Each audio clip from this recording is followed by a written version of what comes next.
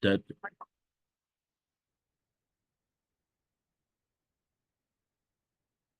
today's date is September 15, 2024.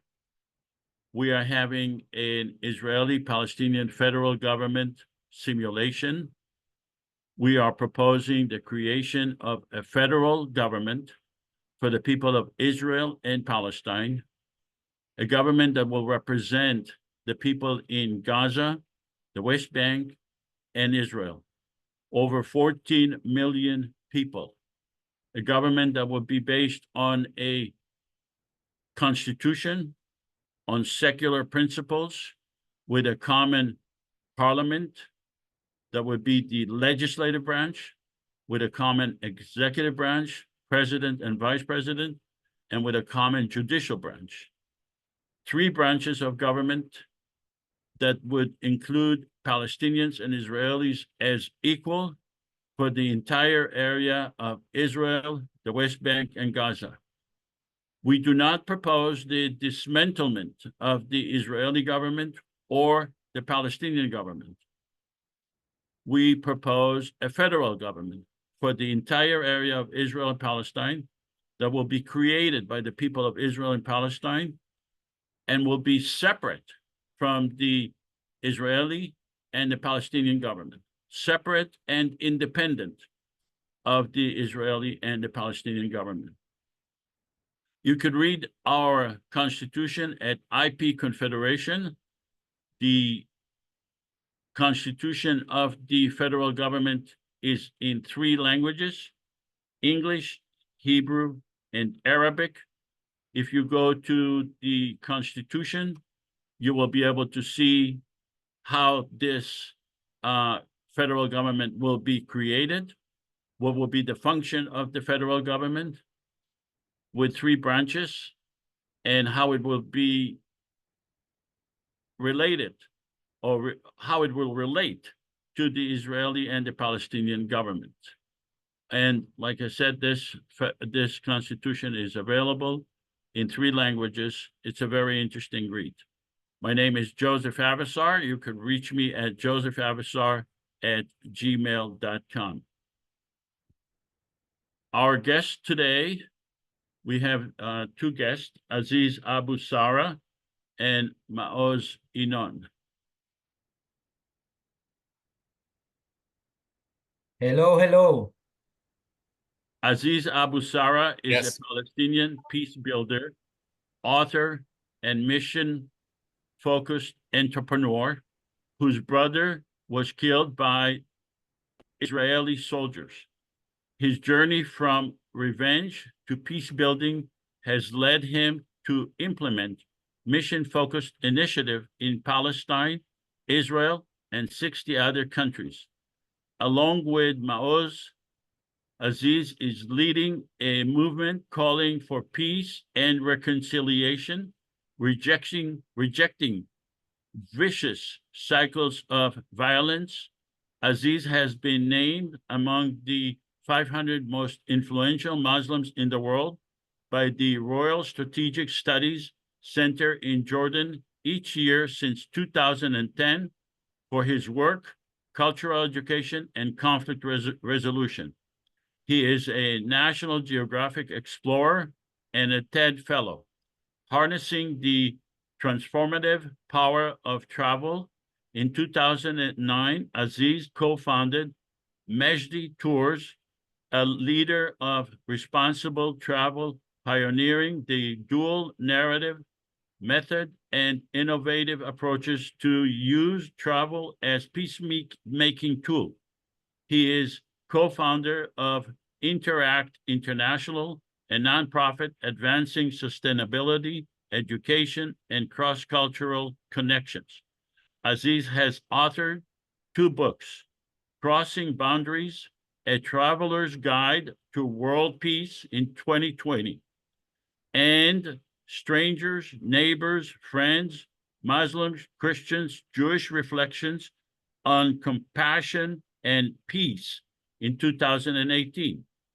Aziz served as the executive director of the Center for World Religions, Diplomacy and Conflict Resolution at George Mason University, and as the chairman of the Parent Circle Family Forum. He was also recognized by former United Nations Secretary General Ban Ki-moon for his work in peace building. The second guest that we have today is Maoz Inon. Maoz Inon is an Israeli peace entrepreneur. Since the murder of his parents in the Hamas attack on October 7, 2023, Maoz has become a voice and leader for peace between Israelis and Palestinians. In May of 2024, he participated in the Arena de Paz peace event in Verona with his friend, the Palestinian peace entrepreneur, Aziz Abu Sarah. The two received an embrace and support from Pope Francis and gained widespread media coverage internationally. Earlier in April, the two participated in the annual TED conference, where their conversation was the opening session's first stop. Maoz has founded several peace-focused tourism initiatives within Israel and the Middle East, including the Jesus Trail, Fauzi Azar Inn, and Abram Hostel and Tour. Amidst unimaginable loss and grief, he and his team have been unwavering advocates, leading a movement for peace and regional security for all people living between the Jordan River and the Mediterranean Sea, calling for immediate ceasefire, the return of all hostages, and the initiation of an urgently needed peace process to end the conflict and make ways for reconciliation, justice, and safety for all. I met with both of them in preparation for this Zoom, and I met with Aziz second, and we agreed on legislation that will be passing as parliament in this simulation. Our next guest on September 29 will be Khalil Sayag. He is a political analyst who lived both in Gaza and in the West Bank. On October 13, we will have a journalist and an anthropologist who goes by the name of Andre X.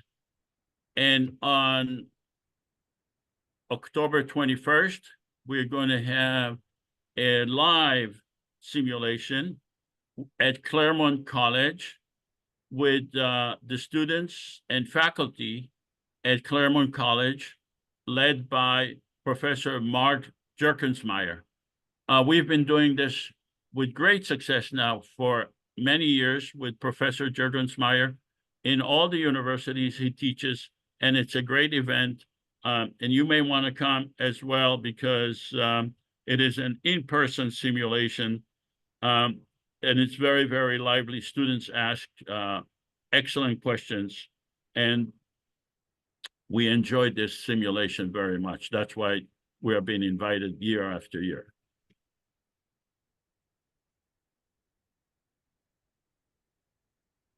We are showing how a federal government could be created and how it would pass legislation that thread the needle.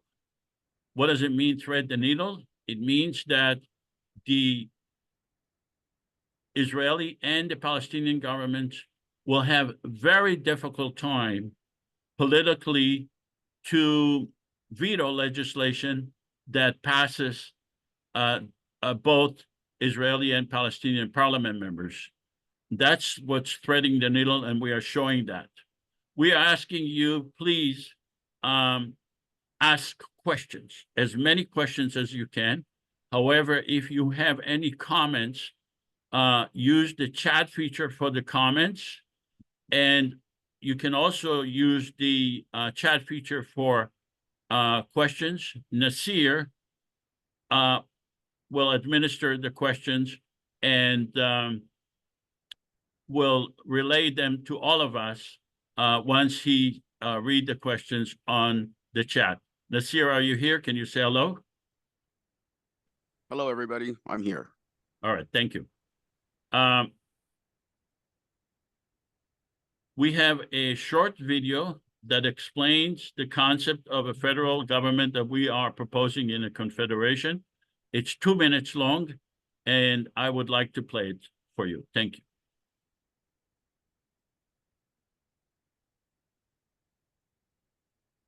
The conflict between Israelis and Palestinians has endured for generations. And instead of time healing the wounds, it's only caused the anger to fester and the violence to grow. But what if there was a way to alleviate the tension? Something that may not outright solve every problem, but at least create a forum that encourages a peaceful compromise. Welcome to the Israeli-Palestinian Confederation, a common third government between the Israeli and Palestinian citizens, specifically designed to foster peace, tolerance, and economic prosperity between the two nations. Here's how it works. First off, both Israel and Palestine will keep their respective governments. Israel's Knesset and the Palestinian National Authority will remain unchanged. The Israeli-Palestinian Confederation, IPC, will be a third entity acting as a unifying agent between the two. The IPC will comprise 300 parliament members elected from 300 districts in Israel, the West Bank, and Gaza. Above them will preside a president and vice president, one Israeli and one Palestinian. In order for the IPC to pass a law, it will require a 55% majority from its Israeli representatives, as well as a 55% majority from its Palestinian representatives, thereby preventing either side from monopolizing the legislature. Of course, the IPC won't undermine the political power of either the Israeli or the Palestinian government. At any time, Israel or Palestine may veto a law passed by the IPC. If neither side vetoes, the law is passed. And the two nations are another step closer to resolution. Please help us make this a reality. The Israeli-Palestinian Confederation. We might speak different languages, but we all mean the same thing. So we are actually simulating what's in this video. Again, this is not a lecture, this is a simulation. You are part of the simulation. You know, governments conduct simulations regarding wars, military simulation. We conduct simulation on peace. Before we start with the simulation, I would like to take a survey to ask the people that are now on the Zoom to vote. Do you support a common federal government for the people of Israel and Palestine? If you support, please say yes. If you do not support, please vote no. Then we will compare the vote to what is being done now to the end at the end of the simulation, so that you know many of the people that are participating today have been in many of our simulations, and I expect to have a very, very high yes vote just because the people are participating again and are familiar with what it is.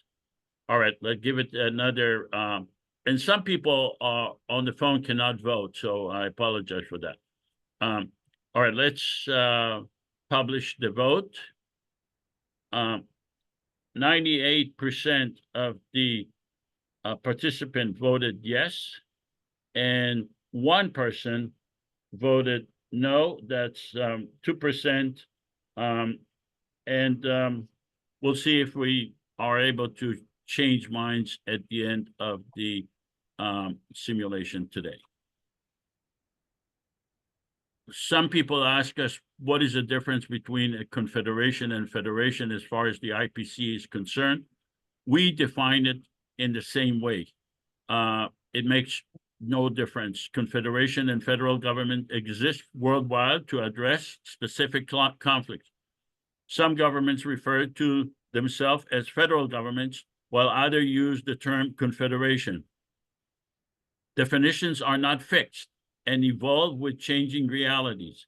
In the context of Israel-Palestine, the IPC defines confederation as a shared government for the people of Israel and Palestine, guided by democratic principles outlined in the IPC Constitution, which can be found at ipconfederation.org. That's the Constitution that I showed you at the beginning of this simulation.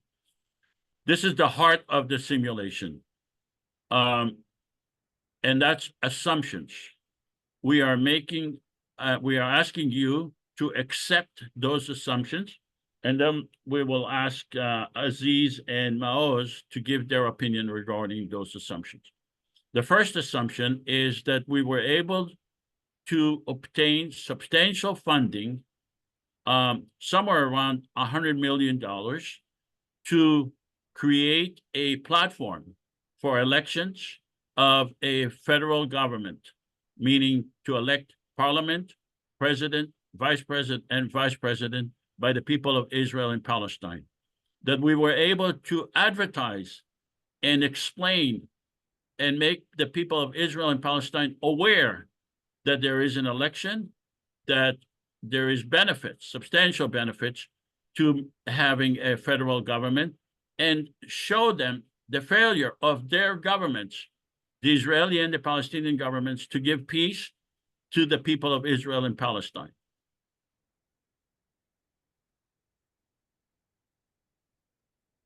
Under these assumptions, you'll have to assume that we also gave opportunity for the entire population of Israel and Palestine, not only to vote, but also to run for parliament and for president in 300 districts, all done online. You will also have to assume that 14 million people, with the exception of children, were given an opportunity to vote. That means in the area of Israel, the West Bank, and Gaza. And 5 million people actually voted. So you'll have to assume that we concluded the elections today, and 5 million people voted, 3 million Palestinian voted, and 2 million Israeli voted. You will have to assume that the president received 1.5 million votes. In order to make this a simpler simulation, to make it easier for me, I'm asking you to assume that me, Joseph, was elected as president, so that you know I never intend to be president. I never intend to be elected as president, and I'm not even qualified under the Constitution, because if I have Israeli citizenship, I am not a resident of Israel, and therefore I'm not qualified. But it makes it easier for me to conduct the simulation. Remember, this is a simulation. This is not a lecture. And it makes it easier if I am acting as president. You will also have to assume that 300 parliament members in 300 districts in Israel and Palestine have been elected. And also that each parliament member represents 47,000 people. Some of the people are Israeli, some of the people are Palestinians. In other words, the district could be Palestinians or Israeli, or a mixed district, meaning Palestinian and Israeli living together. So I am going to ask you to ask questions about these assumptions. You can put the questions in the chat, and Nasir will relay those questions, and then we will go to Aziz and Maoz and ask them to give their opinion regarding these assumptions. Nasir, do we have any questions? Can you hear me? Are you able to hear me? You know, my sound is very low. Can someone speak higher, Nasir? Okay, I'm sorry. I don't know if I have an audio problem, but we have a question. You guys can hear me, right? Yes. Okay. The first question is the vice president the second place winner of the presidential election? And also, is the presidential vote a regular vote or something like an instant runoff? I kind of don't understand that question that came from Sonia. Whoever gets the most votes whether he is president, whether he is Israeli or Palestinian, becomes the president. Whoever gets the second number of votes of the other nationality is vice president, but under the Constitution, they rotate within 2 years. The president becomes vice president, the vice president becomes president. But regardless, they both have constitutional duties, and they are part of the executive branch. Any other questions? Okay, hearing no other questions, I'm going to turn to Aziz. Aziz, do you have, oh, Sari. Okay, Sari, do you have a question? Yeah, is the intention for there to be 3 branches in this government, or is it just a legislative branch to be executed and Under the Constitution, there are 3 branches. The legislative branch with 300 parliament members, Palestinians and Israelis, an executive branch with president and vice president, and a judicial branch with Palestinian and Israeli judges in all levels of courts, Supreme Court or whatever they decide, but all of them are appointed, all the judges are appointed by the Israeli and the Palestinian president and vice president, and approved by the 300 parliament members. You would need 55% of the Israeli and 55% of the Palestinian parliament members to approve the judges. Any other questions? All right, let's go to Aziz. Aziz, do you have any questions or comments regarding these assumptions? Hello, everyone. First, good to see you, Joseph, and Maoz. Happy to see you always, and everybody.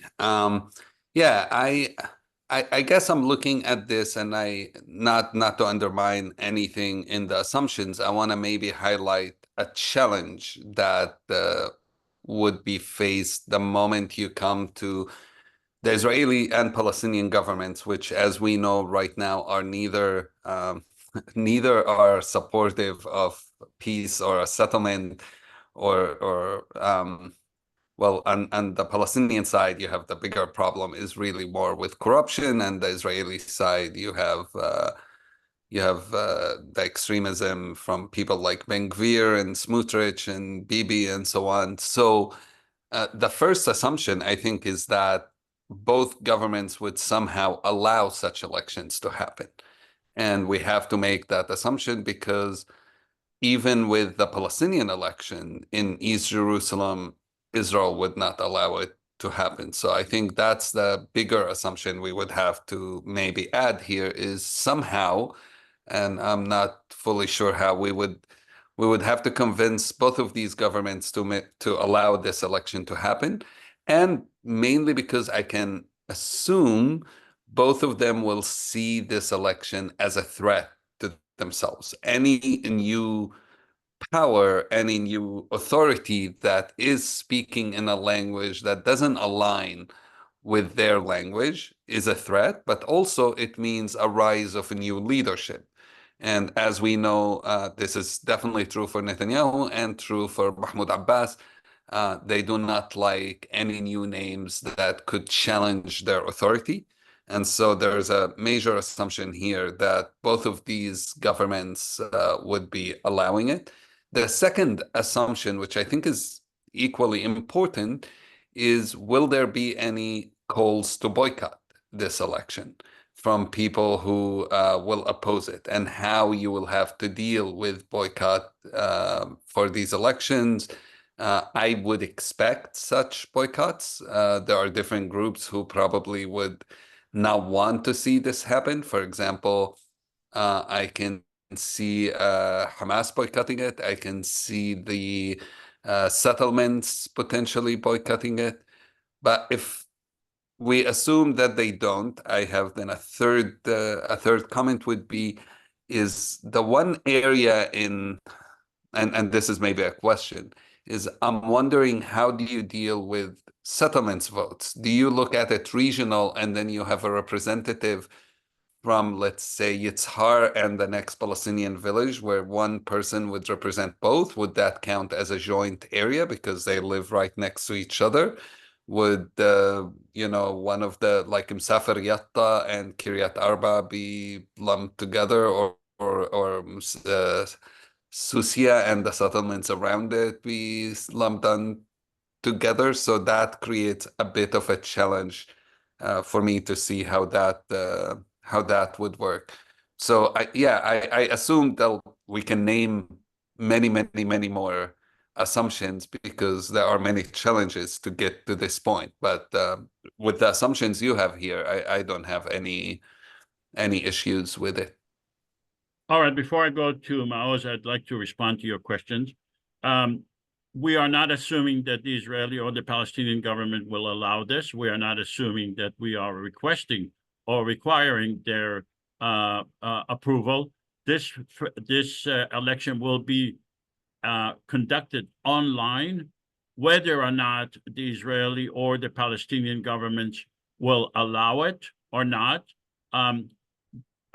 I personally suspect that they will not be voicing any opinion on this. They will just be mocking it because if they oppose it, they will have to explain why they are opposing it, and they do not have a good explanation. They will just expose themselves for the failure to make peace. So I don't expect them, personally, I don't expect them to oppose it or approve it. Secretly, they would not allow it. Maybe they'll even try to sabotage the election. But since this election will take place online, and there is ways to secure the election, we conduct banking, and countries conduct, and institutions conduct elections, and we conduct Social Security, banking, and many other things online. And the election will take 3 months. We will be able to have Palestinians and Israelis vote, regardless of whether the Israeli or the Palestinian government object to it or approve of it. Regarding boycott, I anticipate that there will be a lot of boycott. That's why we are anticipating that 5 million people would vote and not the entire population. Now, those who will boycott the election will also have to explain their failure to give peace, and they'll have to explain what is their vision for peace, and they do not have a vision for peace. Just boycotting is not enough. You have to show an alternative, and they will not be able to show an alternative. Regarding the settlements, all Israelis and all Palestinians will be able to vote and will be able to run as long as they are citizens of Israel-Palestine and residents of Israel-Palestine. And to answer your question, yes, some of the districts will combine Palestinian and Israeli population. There are mixed districts. We are assuming that we are conducting this election without regard to the personal views or personal political views of anyone. Everyone in Israel and Palestine will be allowed to vote. The district will be created by a computer algorithm, 47,000 people in each district. Let's go to Maoz. Maoz, Can I just add one more comment before you move to Maoz? Sure. I think one weakness here is not thinking about I can talk about at least the Palestinian side, not thinking about the Palestinian refugees and Palestinian diaspora. I think they have to have, from a Palestinian perspective, even the PLO has traditionally had a representation of Palestinian diaspora because it's, all the leaders of the PLO came from the Palestinian diaspora. It didn't come from, or many of the leaders of the PLO, like Arafat and everyone, pretty much, actually, of the original founders of Fatah and the PLO came from the diaspora. So there has to be a thought on how the Palestinians who can't be in Palestine, who want to be in Palestine but can't be there, that they do have a voice. And perhaps also on the Jewish side, there is a voice also for the Jewish diaspora. Not sure how exactly it would fit, but this is something that just I think is very important. This is not a Palestinian government. It's not an Israeli government. It's a government for the people in Israel, Palestine. The people who represent the Jewish people around the world or claim to represent them is the Israeli government. The people who represent the Palestinian government around the world are the Palestinian government. Neither one allow Palestinians in the diaspora to vote, or Jewish people who are not citizens of Israel or residents of Israel while in Israel to vote. So this is not an issue at all, because this is a separate, independent government for the people of Israel and Palestine. It's not a government for Israel or Palestine. It's a government for Israel, Palestine together. Let's go to Maoz. Maoz, do you have any questions or comments regarding these assumptions? Yes, I have many, and I will share just a few. First, I would like to congratulate you, Joseph and Izar, for putting this simulation together, and all the others. And to my friend and partner, Aziz, we haven't seen each other for too long, I think for a week now, or a few days. So it's great to see you here. So after speaking to you, Joseph, last week, I consulted with my political advisor.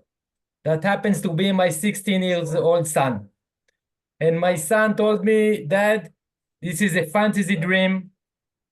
It's nonsense. You should do actual action and practical action, not a dream too high. And I told him, though, the name of my son, you are wrong. Our current leader lost their political imagination.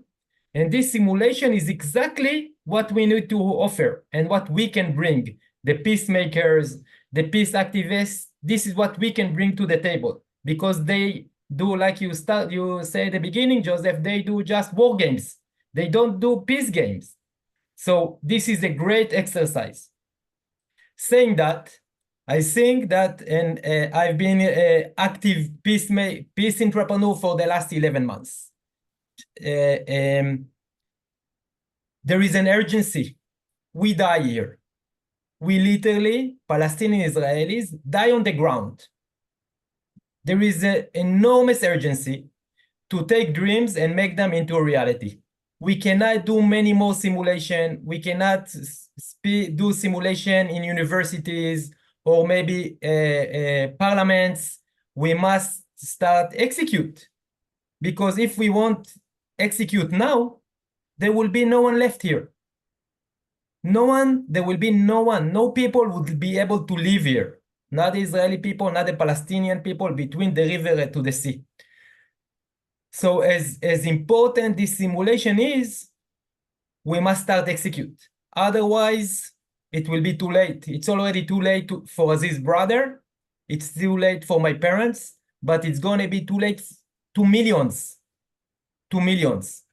So I cry for you, I beg for you, let's start act on the ground, and not only through webinars and online simulation. But, all right. But this exercise is very important. So again, like Aziz said, there are many obstacles, there are many challenges that can articulate or challenge those assumptions. But my wish is not just to thread the needle, but to move it. We must move the needle. And I think by start to execute the IPC and start planning for it and start raising money and start creating awareness for this initiative, we'll start moving the needle. And the sooner the better. And this is why, Joseph, when you approached me, I immediately said yes. And after speaking to you, I'm even more eager to be part of this movement. And I will share what I said to you after 1 hour for conversation last week, that if it will go live, I will run for presidency. Wonderful, wonderful. I saw Said raise his hand. We want to go, Said, do you have any comments to make? I have one thing to comment to brother Maoz and to brother Aziz. As a Palestinian, I admire both of you to be part of this loss, for you to lose your parents and brother Aziz to lose his brother, and to have the courage to come out of this suffering, of this hate, of this discrimination, and ask for peace. You remind me of brother Michael Balid, and I 100% agree with you. I've been knowing brother Joseph for a while, and I tell him it's time to act. It's time to go to the community. It's time to put the Palestinian and Jewish together in America, because America is the powerful place where the lobbyists of the Zionists are in control with everything. It's time for us to come as Jewish. And I believe as Jewish people, you have more responsibility to come and encounter and, like challenge the Zionist government. And we will be 100% with you. Time for action. I will 100% All agree. right, let's go on. Thank you, Said. All right, so now this is the area we are talking about: Israel, Palestine, the West Bank, and Gaza. These are the major cities and towns. And I'm asking you, the audience, now to ask as parliament members to decide whether you are going to be acting in this simulation as Israeli parliament members or Palestinian parliament members, whether you represent a Palestinian district or an Israeli district or a mixed district. Just like Aziz said, some of the districts are mixed districts, Palestinians and Israelis together. The decision of the district that you represent is your own decision in your own head, but you may be challenged during the simulation. I'll ask you what district you represent, but you need to tell us now whether you are Israelis or Palestinian in this parliament. Please designate yourself whether you're Palestinian or Israeli in this simulation.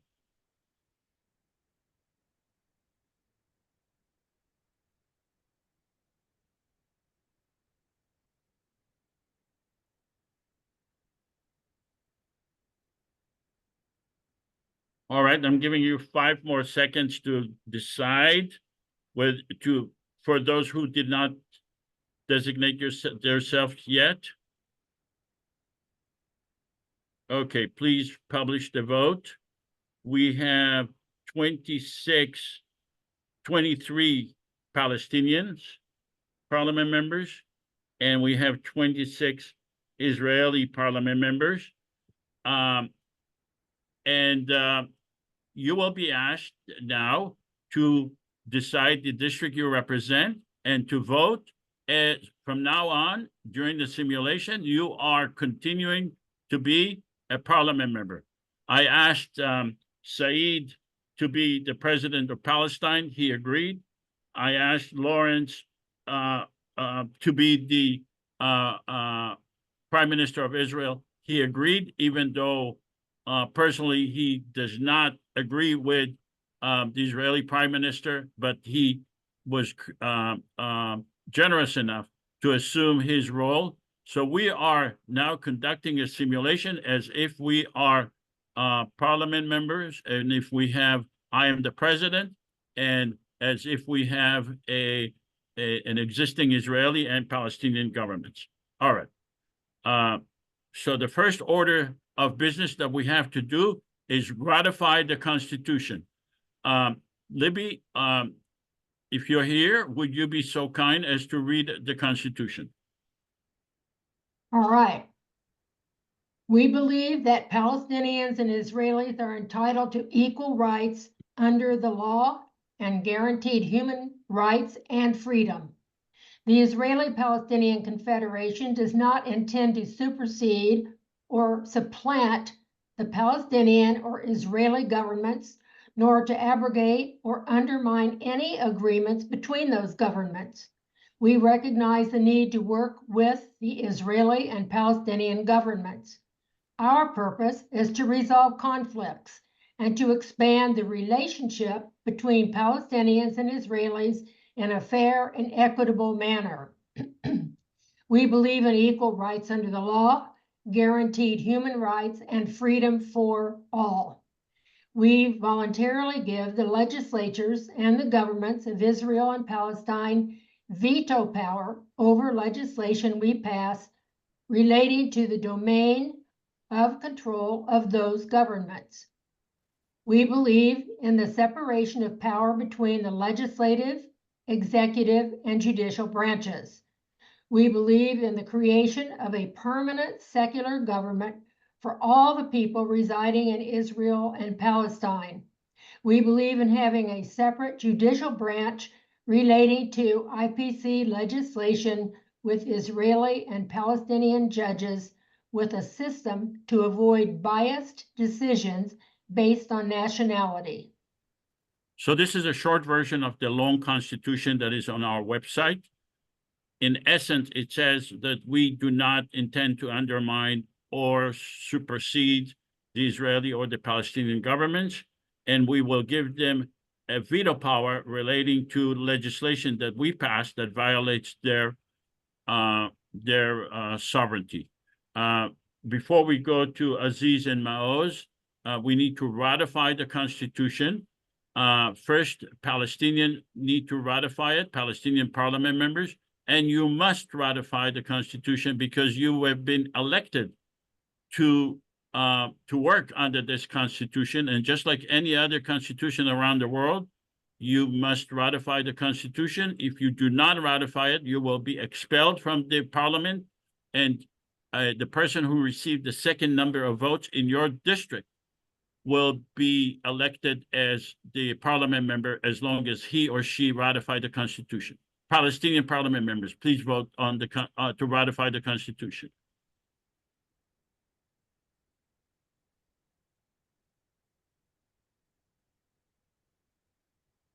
And don't forget to ask questions using the chat. And Nasir will convey the questions to us. The question is not coming out, Joseph. How are we going to vote?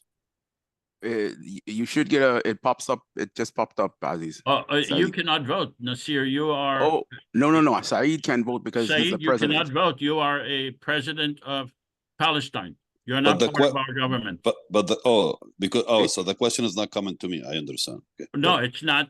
But I see other people saying also, Nada also saying the poll is not showing. I had it, but I had it too as well. It popped up for me, but some Saeed, it people will not pop up. seeing it. It should pop up for you as well, Saeed. It will only not pop out for hosts and co-hosts.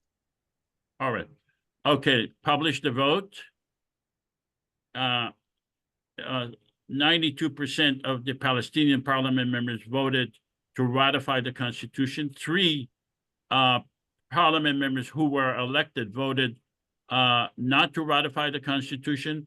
Those parliament members are expelled from the parliament, and the person who is who received the second number of votes in their district will become parliament members. You are not allowed to vote in future legislation. You are not part of our parliament.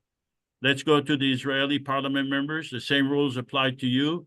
Israeli parliament members, please vote.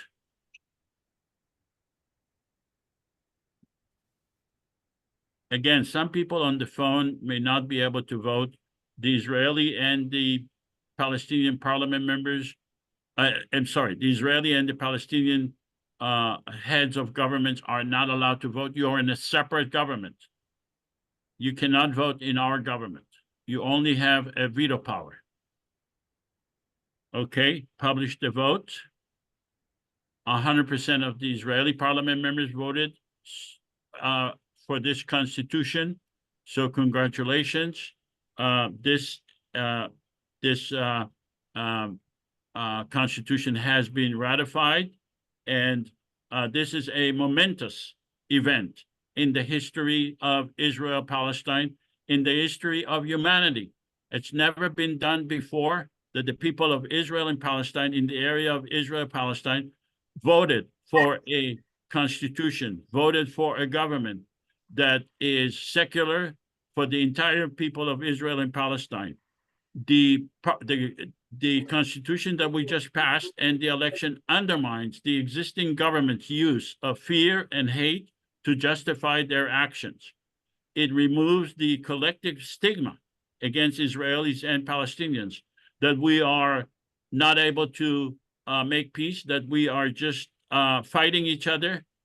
This election, this constitution, the ratification of the constitution, and the fact that we have 5 million people voted, Palestinians and Israelis together, removes that stigma.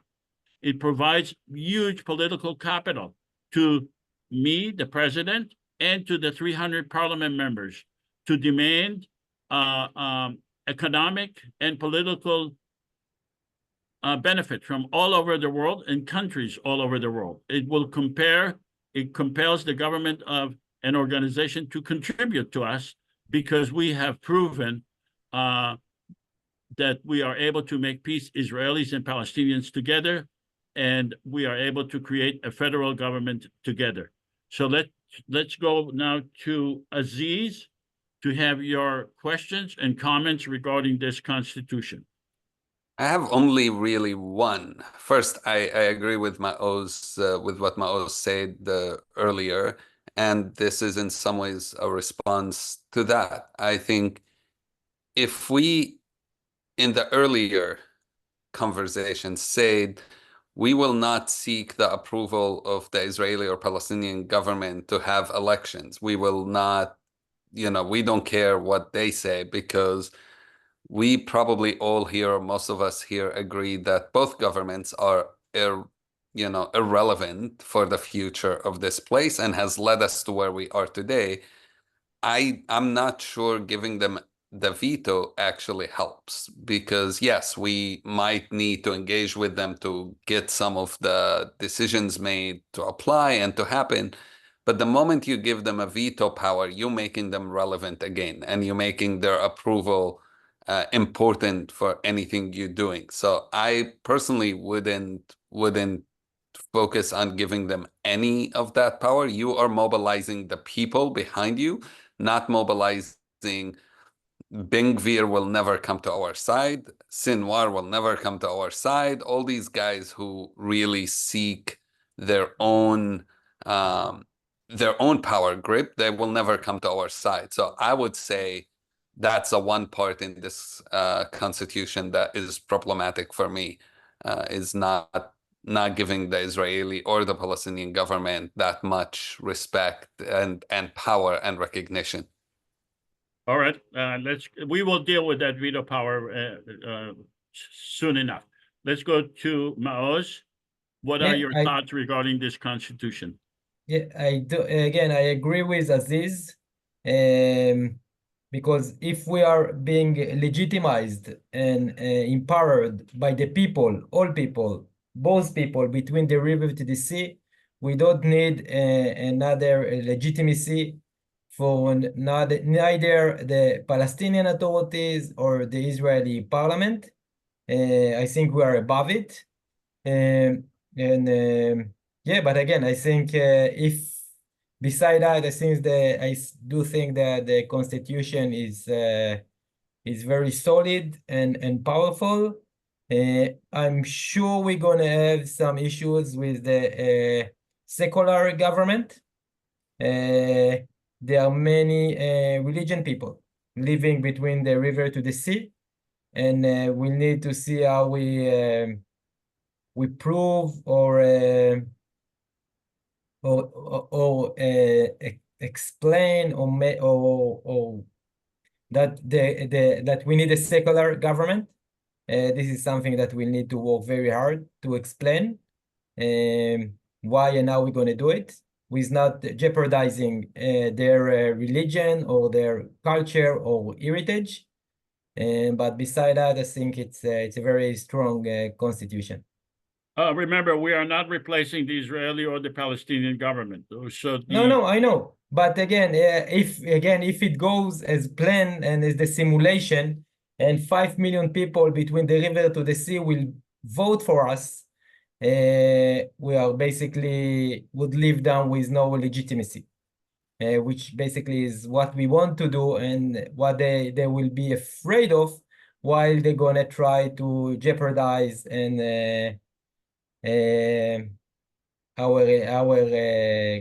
confederation. All right, let's go to the first order of business. And that's exactly what Aziz was talking about. He's questioning, why is it necessary to give a veto power? So this legislation that we are speaking about right now, it's a response to what Aziz was talking about in terms of his opposition to giving the government of Israel and Palestine a veto power. Libby, would you be so kind as to read this legislation granting a veto power? The Confederation is the government of the entire population of Israel and Palestine from the river to the sea. We recognize the Palestinian and Israeli governments and are seeking their cooperation to implement our vision for peace by giving them a veto. We will do our utmost to satisfy the essential needs of each government. We are pleading with the Palestinian and Israeli public to understand that while we would like to pass the best legislation possible to improve their lives, under these constraints, a perfect legislation is not possible. We hereby bestow a veto power relating to legislation affecting sovereignty to the following: the government of Israel on issues in which it is indispensable, the Palestinian government on issues in which it is indispensable. In the event of changes in the entirety of the Israeli or Palestinian governments, this legislation may be amended or repealed subject to the IPC Constitution. The Parliament will decide on indispensability. Vetoes may be bestowed individually or collectively. So what's the difference between dispensable and indispensable? A government is indispensable if its cooperation is necessary to implement the IPC legislation. So Aziz, basically to answer your question, why we're giving them a veto power is because we have no choice. Their cooperation is necessary. Examples of indispensability: if we pass legislation regarding the use of land, regarding police force, regarding removal of the wall.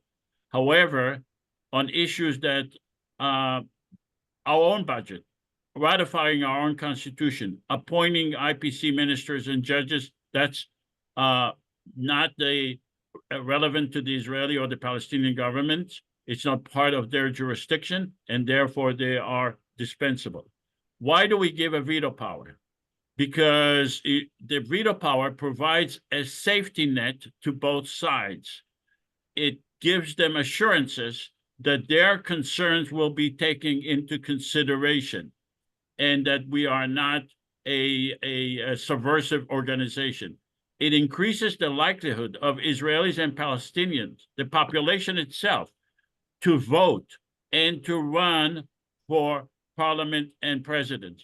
It decreases the Israeli and Palestinian government's opposition. They will not have a legitimate opposition to the federal government because they are given a veto power. It removes any claims that the IPC is a subversive intention, that we are intending to eventually get rid of these governments. Aren't we? I mean, Yes. The goal is to have one government, not three governments eventually, right? Like when we talked, you mentioned to me the difference between you and other organizations, that the goal is you don't have three governments in the long run. That's how you start, but not how you end. Well, that would be up to the people. If there is one government, it would be because the IPC will make the other governments irrelevant. It's not because we are trying to undermine them. So one government is... I get that. Okay. I get that. And I understand what you're explaining. I disagree only because I think it gives too much legitimacy and power to those governments. I get what you're saying. I think, yes, engaging with them is important, but you don't have to give them the veto power to engage with them. I think you gained, like Maoz said, if you have millions of people who vote for you, you gained a lot of power already, and they can't ignore you. And then you have to work with them and make every effort to make them apply some of those legislations we will talk about. I think the veto power renders you kind of, somebody mentioned earlier, it's like, it reminds me of the UN Security Council. You have one person who has one of those 5 countries decide to employ veto power, and then we see how weak the UN has become. The word veto, I guess, is a little problematic for many of us. Well, the reason we will have 5 million people voting is because they feel that they have a safety net.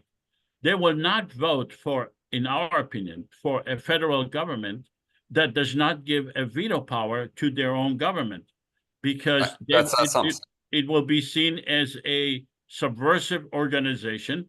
In fact, the Israeli and the Palestinian government may have a good reason to start arresting people who want to create a government that replaces them.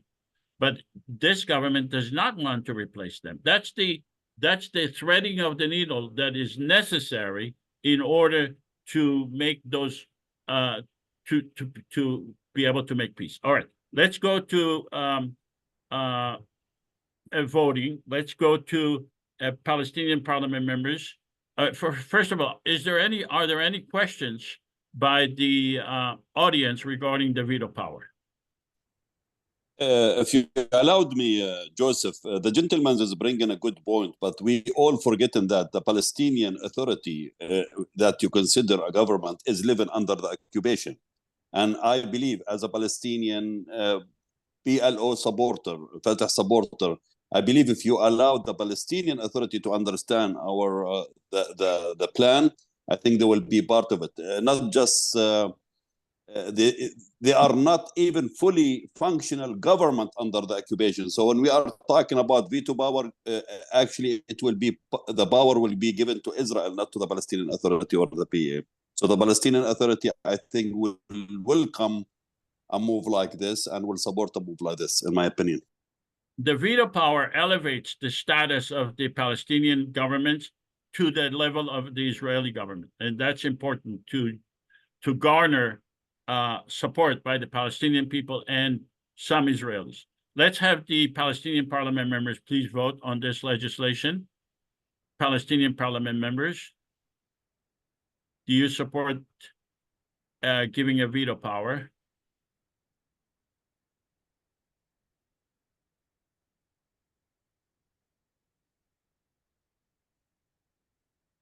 Publish the vote. 79% of the Palestinian parliament members voted in favor of giving a veto power. Let's have the Israeli parliament members please vote. Israeli parliament members.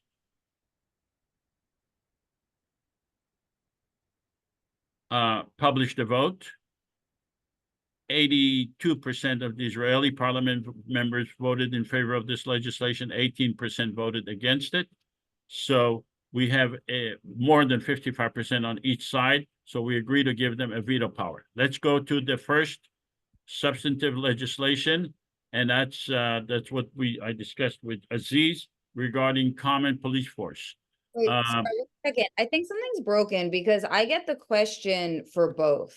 Like I just voted twice. Yeah. But if you get the question, you'll get the question for both of them because we can't control who gets the question. So just if you're Palestinian or Israeli, vote for only that one and just press X to cancel out. Okay, sorry about that. No problem. All right.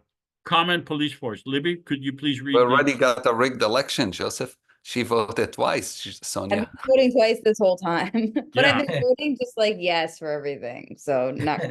Okay. All right. We will investigate this further later. All right. Common police force. Libby, could you please vote? right. Read it.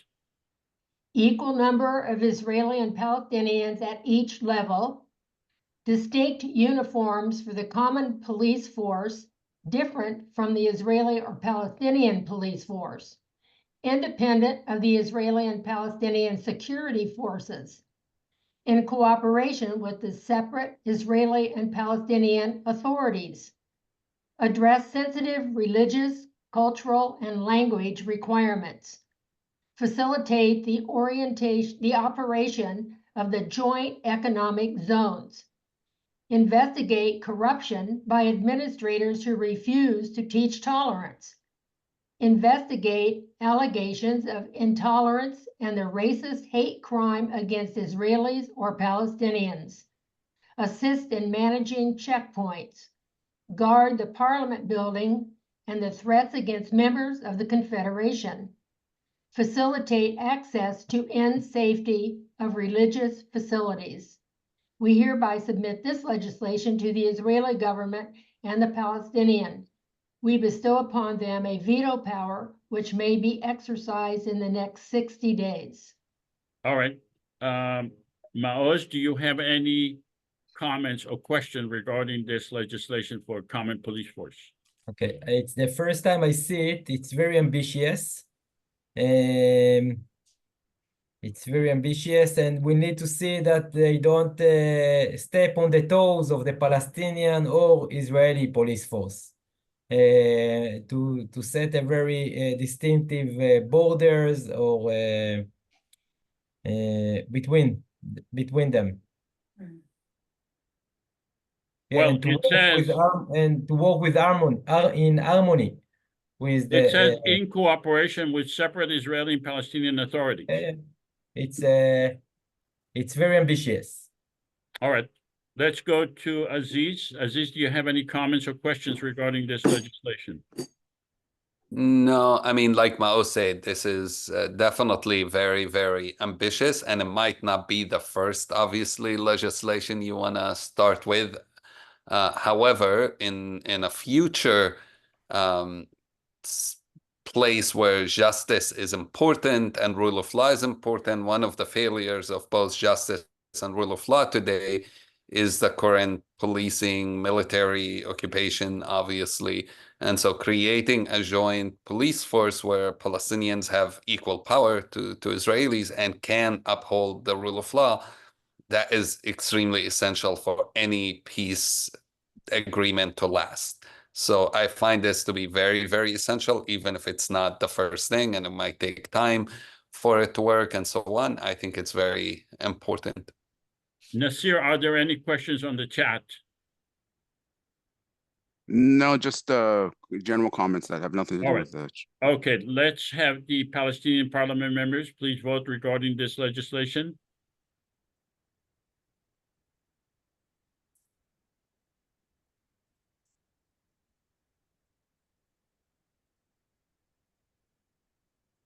We need 55% of the Palestinian parliament members to agree. Publish the vote. 91% of the Palestinian parliament members accepted and agreed to this legislation. Let's go to the Israeli parliament members. Please vote.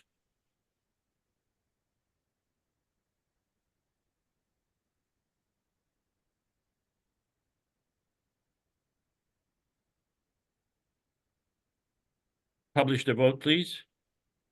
Almost the same number, 86% of the Israeli parliament members voted in favor of this legislation. Let's go to the president. Joseph, can I just say, you're doing very well as a president. This is high numbers of approvals. Pretty good. Yeah, we are able to thread the needle. That's the point. Let's have the Palestinian president. Mr. President, are you going to veto this legislation? No, I agree with this legislation. Okay, let's go to the Prime Minister of Israel. Mr. Prime Minister, are you going to veto this legislation? Yes, I'm going to veto it. Would we be able to amend the legislation in order to have you approve of it? If you could give me some time, I might approve it. But right now, given the circumstances, I can't approve it because approving it would would break up my coalition. Well, are you concerned about your coalition, or are you concerned about the people of Israel and Palestine, your people, to have peace? You want me to answer that honestly? Of course. I'm concerned about my coalition because I am the savior of Israel. And without my coalition, I can't remain the savior. Well, then I am the president of the whole area of Israel-Palestine. And I am going to put pressure on you internationally because you are not acting and you are not supporting the safety and of the people of Israel and Palestine. So I am going to put pressure on you internationally and nationally to either give us a reasonable amendment to this legislation or to approve of it. Good luck with your international pressure. I don't think I could have any more international pressure on me than I have at the present time, and you see how much it bothers me. But I will give it some consideration and get back to you When? when it suits me. Well, I'm not going to wait until it suits you. I'm going to talk about it day in and day out because the people of Israel and Palestine are being attacked on a regular basis. And you basically admitted that you don't really care about their safety. So I'm gonna put pressure on you, and it may cause your coalition to collapse anyways. All right. As I said, good luck. All right. I understand the sarcasm in your comments, but I'm gonna accept it as if you meant it. All right. Let's go to the idea is to demonstrate what's going to happen, how a federal government will work. It's not to show that everything will be accepted by each side. And by the way, I just want to make it clear that I know Larry Wilkerson personally. His personal opinions are opposite of what he is expressing now, but he was generous enough to agree to act as the Prime Minister of Israel. So do not harbor any ill feeling towards Larry. Please understand that he's acting the part. All right, let's go to the next legislation, and that is referral of. Oh, and by the way, Mr. President, Mr. Prime Minister, you're probably not going to like this legislation. Referral of Yahya Sinwar, Benjamin Netanyahu, and Yoav Galant to the International Criminal Court. Libby, would you be so kind as to read this legislation? So this is the background. Since October 7, 2023, thousands of Palestinians and Israelis have been killed and injured due to the actions of Yahya Sinwar. Benjamin, excuse me? Go ahead, sorry. Okay, I probably can't say him exactly right. Benjamin Netanyahu and Yoav Galant, who have shown reckless disregard for human life. They ordered attacks on civilians, fully aware of the significant loss of life that would result. These attacks were carried out without legal or moral justification and lacked reasonable justification. They proceeded despite knowing with certainty that innocent civilians, including women and children, would be killed and injured. And the legislation is the Israeli-Palestinian Parliament recommends referring Yahya Sinwar, Benjamin Netanyahu, and Yoav Galant to the International Criminal Court for committing crimes against humanity.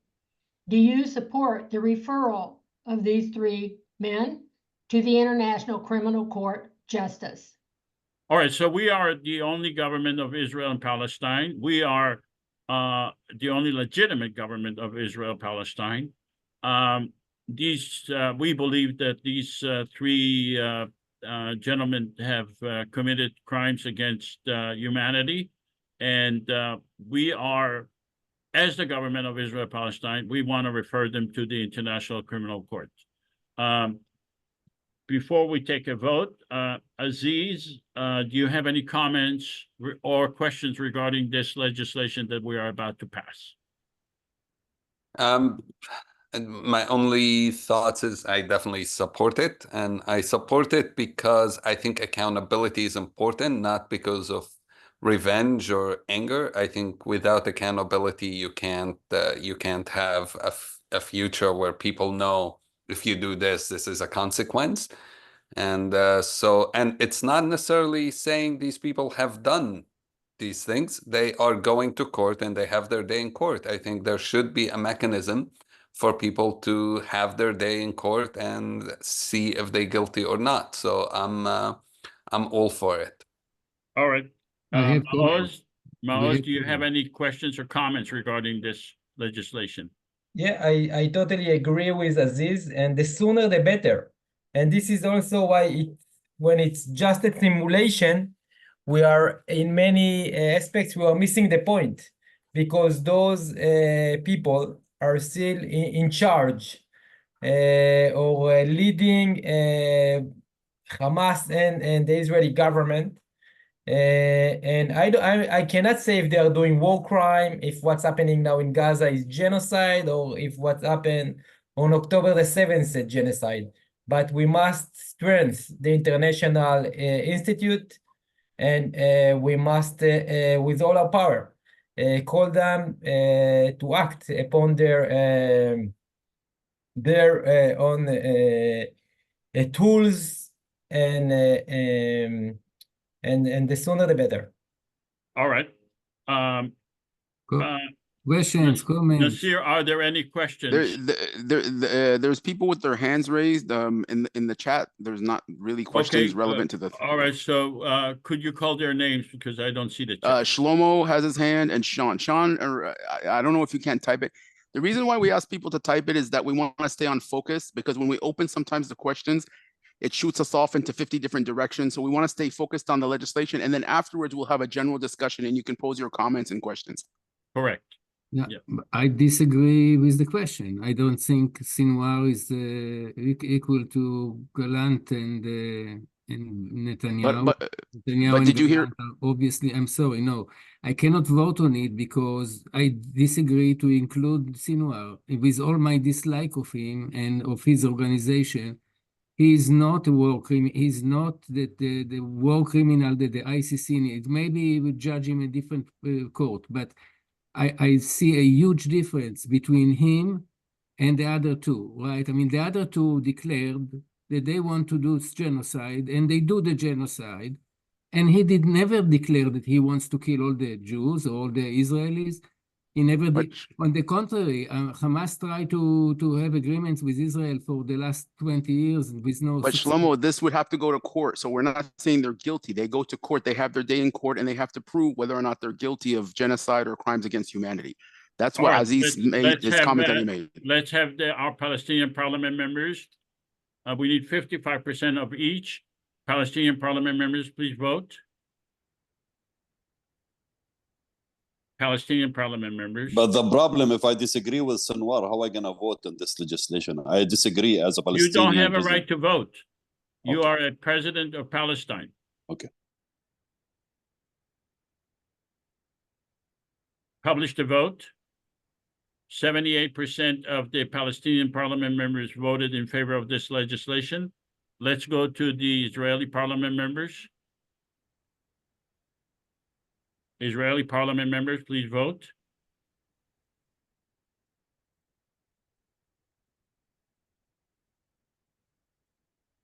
Publish the vote. Almost the same exact number of Israeli parliament members voted in favor of this legislation. So this legislation has passed. Let's go to our next legislation, which is a declaration of peace. To ask the prime ministers. They don't have a veto power over this. Oh, no veto. Okay. We are referring that they are dispensable. They don't have a veto power. All right. Declaration of peace. Libby, would you be so kind as to read this declaration of peace? Our goal is to be a shining example for peace and tolerance. We believe in the respect for all people, regardless of religion or gender. We are committed to protect all people of all religions and to value the sanctity of life. All people are equal. All religions are equal. The practice of religion is voluntary and shall not be imposed. The land belongs to no religion, and no war shall be imposed on the count of religion. We encourage all governments of the world to adopt this resolution. We hereby submit this declaration to the Israeli government, the Palestinian government, and ask that they will adopt the same. Any questions regarding this declaration? Aziz, do you have any comments regarding this declaration? No, I'll ask Maoz. Maybe he wants a comment on this one. Maoz? No, it's a straightforward and I think very important one. All right.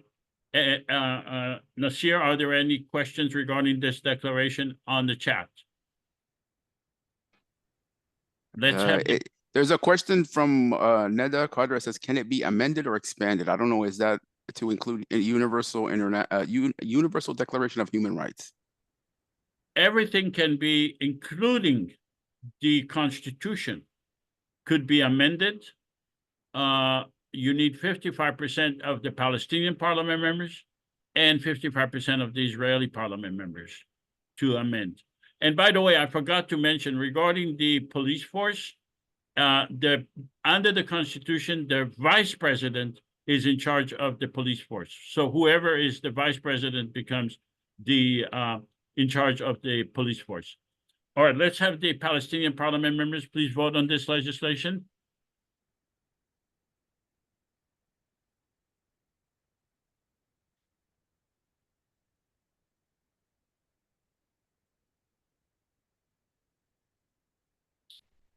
Publish the vote. 100% of those Palestinian voted, who voted in favor of this legislation. Let's go to the Israeli parliament members.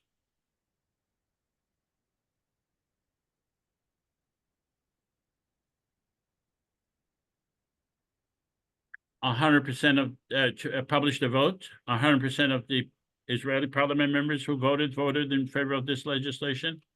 So what we see is that the federal government will have its own perspective on the area. The federal government's goal is peace. And when you have a different perspective, a common perspective, in all likelihood, when we have the actual federal government created, I believe that we will see a similar vote by Palestinians and Israelis together. Let's have a post-simulation survey. After participating in the simulation, do you support a common federal government for the people of Israel and Palestine? In the last survey that we started with, we had one person who voted against it.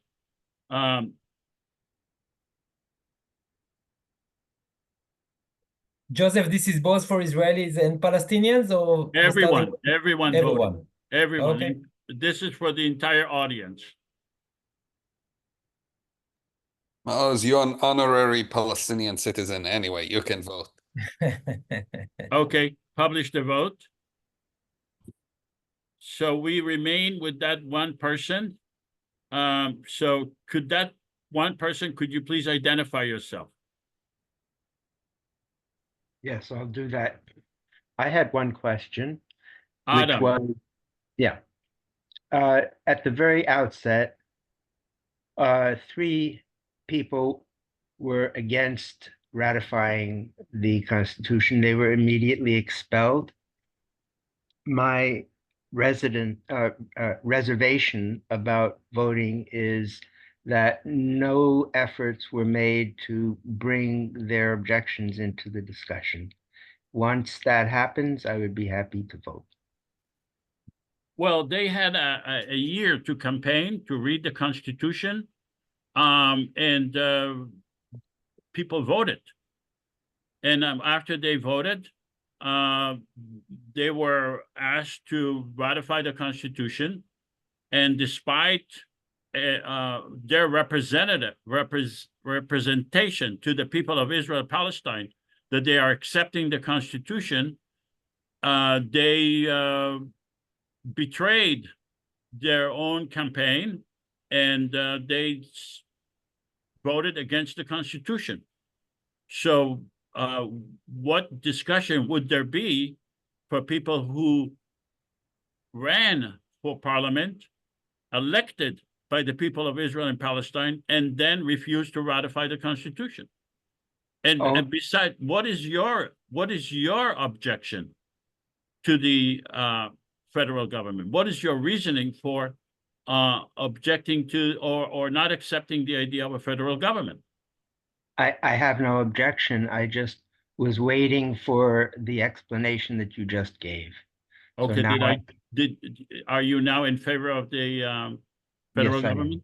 Yes, I am. All right, thank you.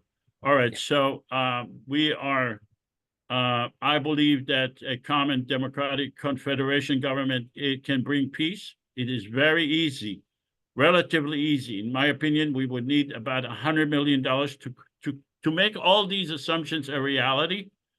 1 week of war between Israel and Gaza cost over $3 billion. I'm not even speaking about Israel and Iran, Israel and Lebanon, Israel and Syria. Just 1 week of war between Israel and Gaza cost over $3 billion. The current governments are not legitimate government in the entire area. They're not elected by the people of Israel and Palestine, and they cannot give us peace. And democracy based on equality and based on common government would be able to give us peace. So now I'm opening up to a discussion. Oh, just one more thing. I think these assumptions are realistic. They could become a reality. And this is what you could buy for $100 million. You can buy this, and we could also make peace in Israel-Palestine. So I'm going to open now for a discussion, and let's have our guests talk to us and tell us what they think, and have the audience ask questions. So just 1 second. I'm going to stop sharing, and let's. So hopefully we can conduct this discussion by asking Maoz and Aziz questions. So Maoz, you don't need to raise your hand because you will be responding to at each time to the questions that are being asked. Let's start with Saeed, and then Libby, and then Sean, and then Shlomo, and our guests will be responding to your questions. Saeed. Thank you, Joseph, and thank you, everyone. I'd like to ask the brothers, Maoz and Aziz, about the experience losing your loved ones and what the motivation, because the majority of people, when they lose their loved ones, they go to the extreme, they go to the revenge, they go to the feud. What motivates you to really come out this way? And to me, this is a heroism. This is a hero. You guys heroes to me. What to motivate you and what brought you here? If you can explain to me as a Palestinian, I would love to hear from both sides. Aziz, will you start? You can go, Maoz. Okay. So, Brother Said, first, thanks for asking and for your warm words. And I would love to discuss with you in person and maybe later. And Aziz and I have been saying it all over. It's that we have decided to channel our pain, our sorrow, and our anger into a dialogue, into creating and envisioning a better future for both people between the river and to the sea. And I'm using, and now Aziz and I are using each other words. So by choosing reconciliation, we are making a decision not to be a slave to those who harmed us. Because if we just seeking revenge, we are slave to those who harmed us, and we are staying as victims. And I don't want to be a victim. I want to be a free man. And I believe and I know that the future can be better if we will all work to make it better. We have the inclusion to change the future. So for me, it's something very natural to act and call for reconciliation and for forgiveness. And now it's the Jewish month of Elul. It's the month of basically of forgiveness, or that you are asking forgiveness for those you harmed. And I'm saying we need to ask ourselves to do more. I'm calling everyone to forgive those who harmed us, and then we'll be free. You are a hero, my brother. You are a hero. No, thank you. Yeah, I fully agree, obviously, with Maoz. And like he said, we both speak each other words and literally can quote each other now that we've been doing this together in the last year. To me, it took me a lot longer than Maoz to come to this conclusion. I needed about 8 years. My brother was killed when I was 10, so it took me a while to come to this conclusion. But one of the main reasons I've come to this conclusion is understanding that every time you choose to respond with revenge or hate, you actually being a slave to the people who killed your relative. And that's what I realized when I was 18, that every time I choose to hate the other, I wasn't making my own choice. I was making the choice of the soldier who killed my brother. And they didn't just kill my brother, they made me a slave to their own choices. I wasn't living the life I wanted to live. I was living the life they mandated that I live. And realizing that was very freeing, and that I can make my own choices. You can't control what other people do, but you can always control how you respond. This idea of what we see today of people saying we are forced to do 1, 2, 3, I don't buy that.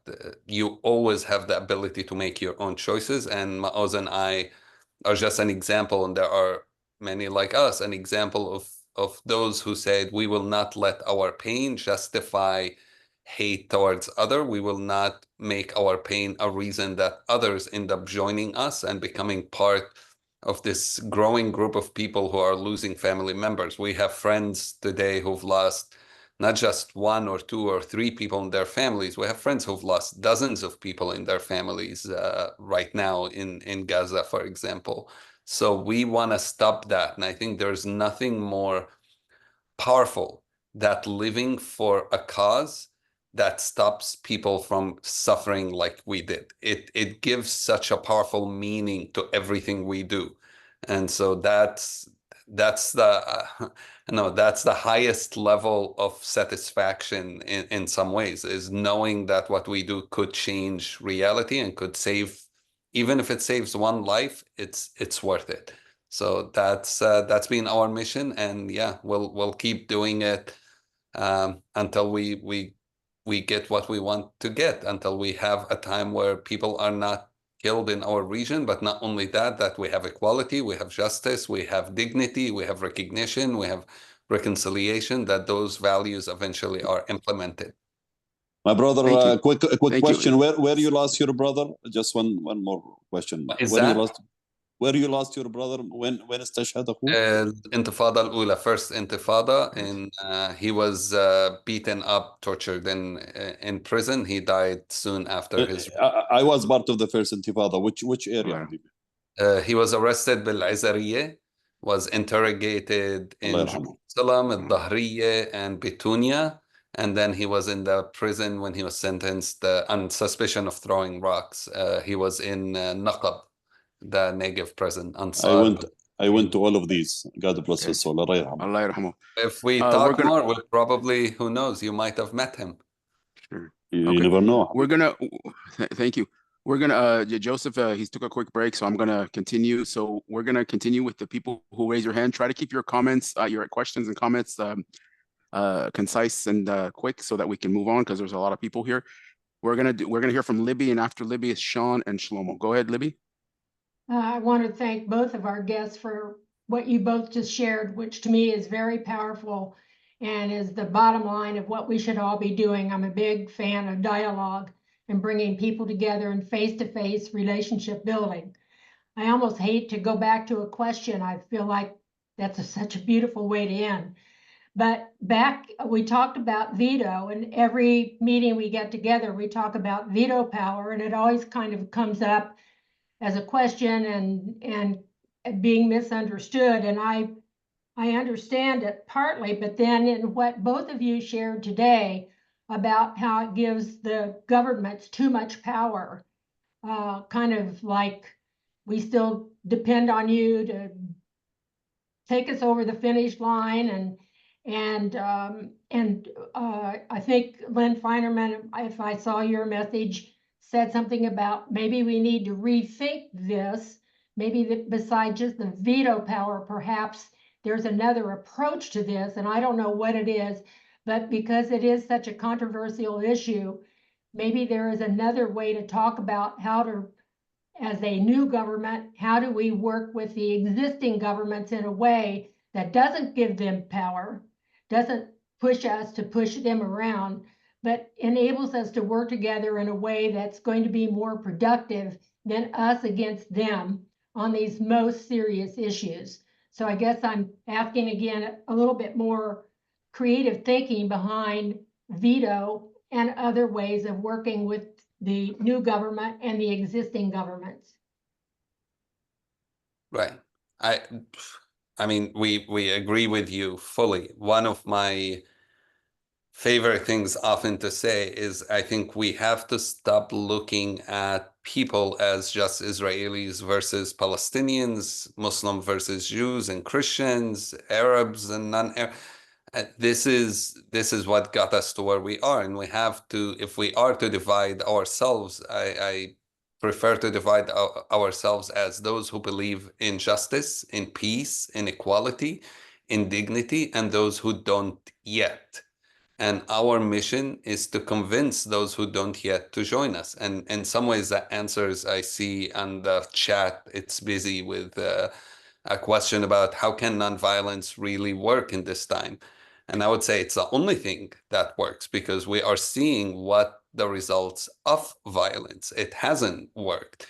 The trick or the question is how many people can we get to be active? There is something, I worked in conflict resolution in many countries, and there's something called the 3.5% rule, that if you get the 3.5% of a population to be continuously active, not once a week in a protest, but really continuously active in pursuing a change, it can change a country completely.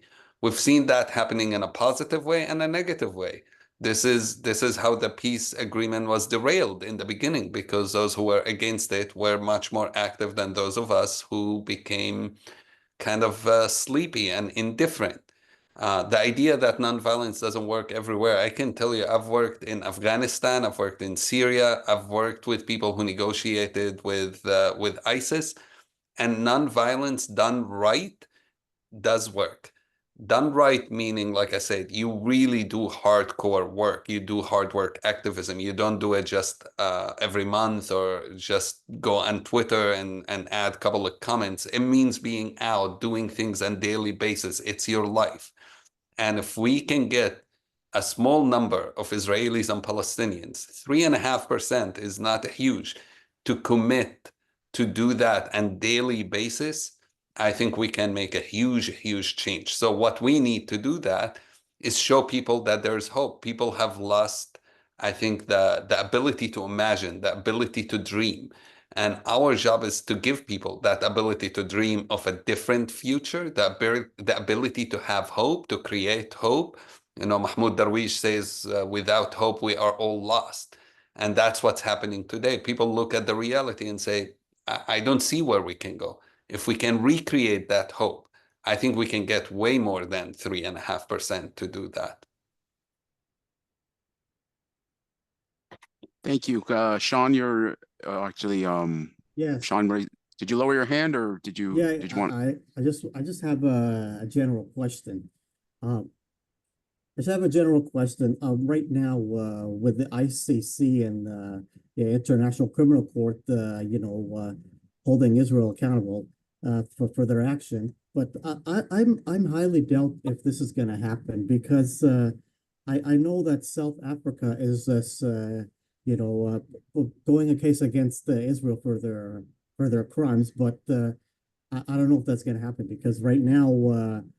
Israel and America are putting pressure on South Africa to drop the case against them, but taking them to the ICC, I don't know if that's going to happen or not, or if they're going to be held accountable for their actions because for many years this thing was been going on and nobody's holding Israel accountable or Palestinian accountable for anything. Like and America just fueling the fire more by giving them the millions of dollars for military and all that, and now with the ICC, I don't know if this is going to happen. I could be wrong, but I highly doubt it because so many times UN tried to intervene, didn't work. So many times America intervened, didn't work. So I don't know if the ICC is going to intervene and see if this is going to work. So I highly doubt it. So I don't know if you guys agree with me or not, but what do you think? You think this is going to happen or you highly doubt it?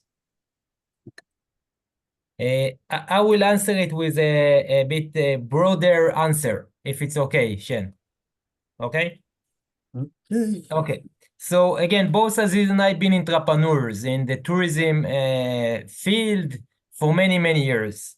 And me personally, I was co-founding and taking a major part in more than 20 different initiatives. And there are 5 steps that you can find in all those initiatives in order to make a dream into a reality. First step is to dream, and this is what we are doing here. We're dreaming. It's a fundamental part. It's a fundamental step. The second is to agree on our values. And we already achieved that through the Constitution and through the what we just legislated. The third is building coalition, and then it's to you, Sean. We must build a very strong coalition of Palestinian, Israelis, and international community. Not to wait just to one institute. It can be the ICC, or it can be the UN Security Council, or it can be just Germany or just Japan. We need to build a very strong international coalition that will support our efforts on the ground to make peace. So that's the third step, building a coalition. The fourth is to create and write a roadmap, a blueprint, to have a plan. Without a plan, we cannot achieve anything. A small dream or a big dream, we won't be able to achieve it. And the fifth step is to execute.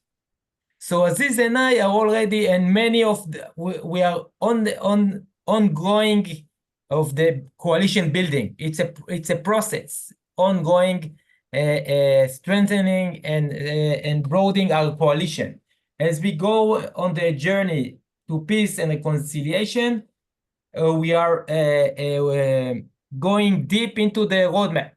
We're writing more chapters, we amend some of them, and we have a very concrete plan how to make peace. And we're already executing, just speaking to you, okay? So at the moment, we have 5 to 6 steps or parts or chapters in our blueprint. Again, I'm going back to the dream. The dream is a fundamental part. Amplify the voices of peace and reconciliation like we are doing in the last hour and a half. We need to build legitimacy to everyone here as the leaders of the future and legitimacy to peace. We must call for a policy change. We are short in time and I'm late for dinner also, from tools of distraction to tools of construction. So that's something we are advocating all over the world. And at the end, we also need to build a political power and to transform our movement, global movement, into a political power. And this transformation of political power shouldn't just take place here between the river to the sea, but it should be worldwide. That the politician will care for the people, not for themselves, or not for a strong lobby lobby, identity. So within this frame, we are working I must tell you, we are working very, very hard. For Aziz, it's Sunday. For me, it's late in the night. But we believe that we can do it. And with your support, we'll do it sooner than later. All right. All right. Thank you. Are you back, Joseph? Did Joseph Keep come back? going, you're doing a good job. Oh, okay. Next person is Shlomo. Then we'll hear from Alan. And then I myself had a question afterwards. And then Sonia and Heather. Please make your questions a little bit quicker because we're running out of time and Maoz has to have dinner. Okay, first of all, I'm delighted to see Lawrence Wilkerson, Colonel Wilkerson. I watch him a lot on Judgment for Freedom, Judge Napolitano's platform. And I love his immense knowledge and wisdom. And I'm dying to know what he thinks about this and what he thinks we should do, because it is, as Maoz said, is really urgent. I mean, every moment, a few other kids are dying in Gaza. So how can we do something quick? I participate in different groups, among them Code Pink. We go to the Congress, try to talk to representatives, but they all seem to be trapped. They are like hostages of some forces that are way bigger than us. And so I'm not sure what else to do. If anybody has some other ideas here, please. Okay, so thank you. Yeah, I don't have the exact answer because as Maoz often says, the only people who seem to have all the answers seem to always be generals in armies, and neither of us are. But one, continue to do what you're doing and don't give up. I think we don't always see when a moment happens. Nobody could realize that the Berlin Wall gonna fall until it fell.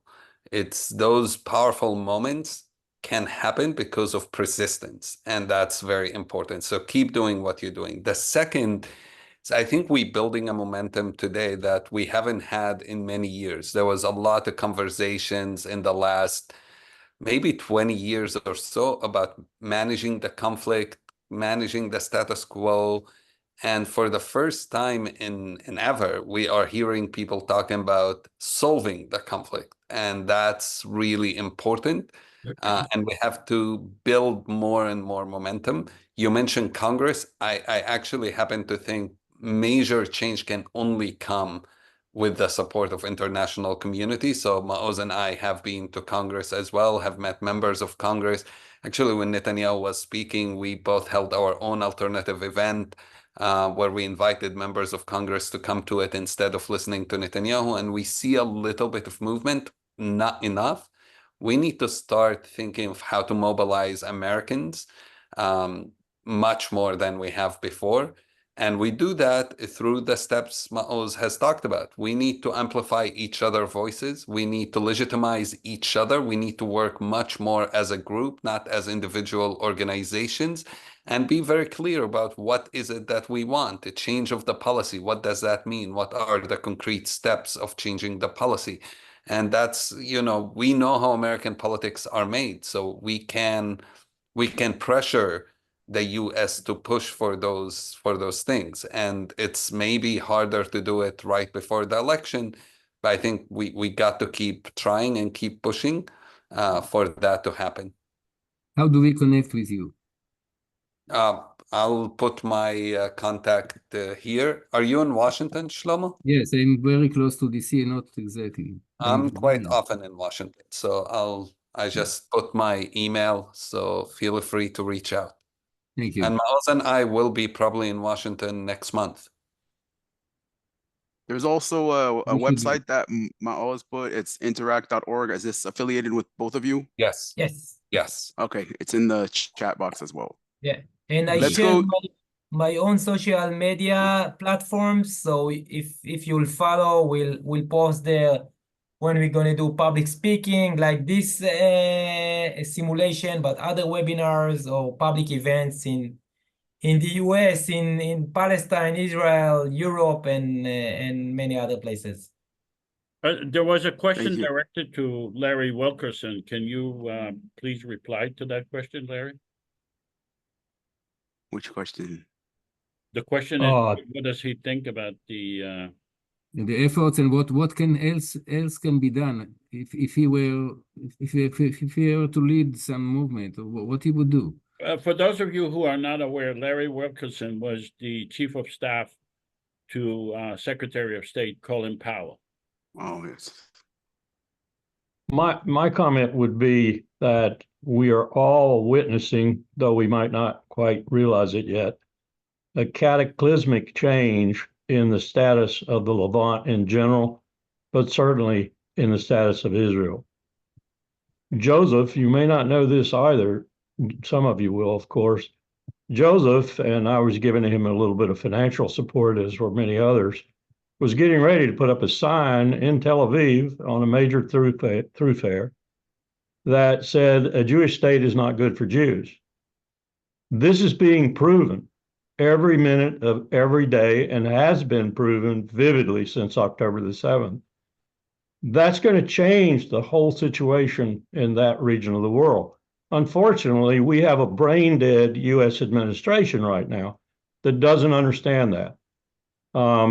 We might have to go through another administration before we actually get some leadership in Washington that understands what's happening.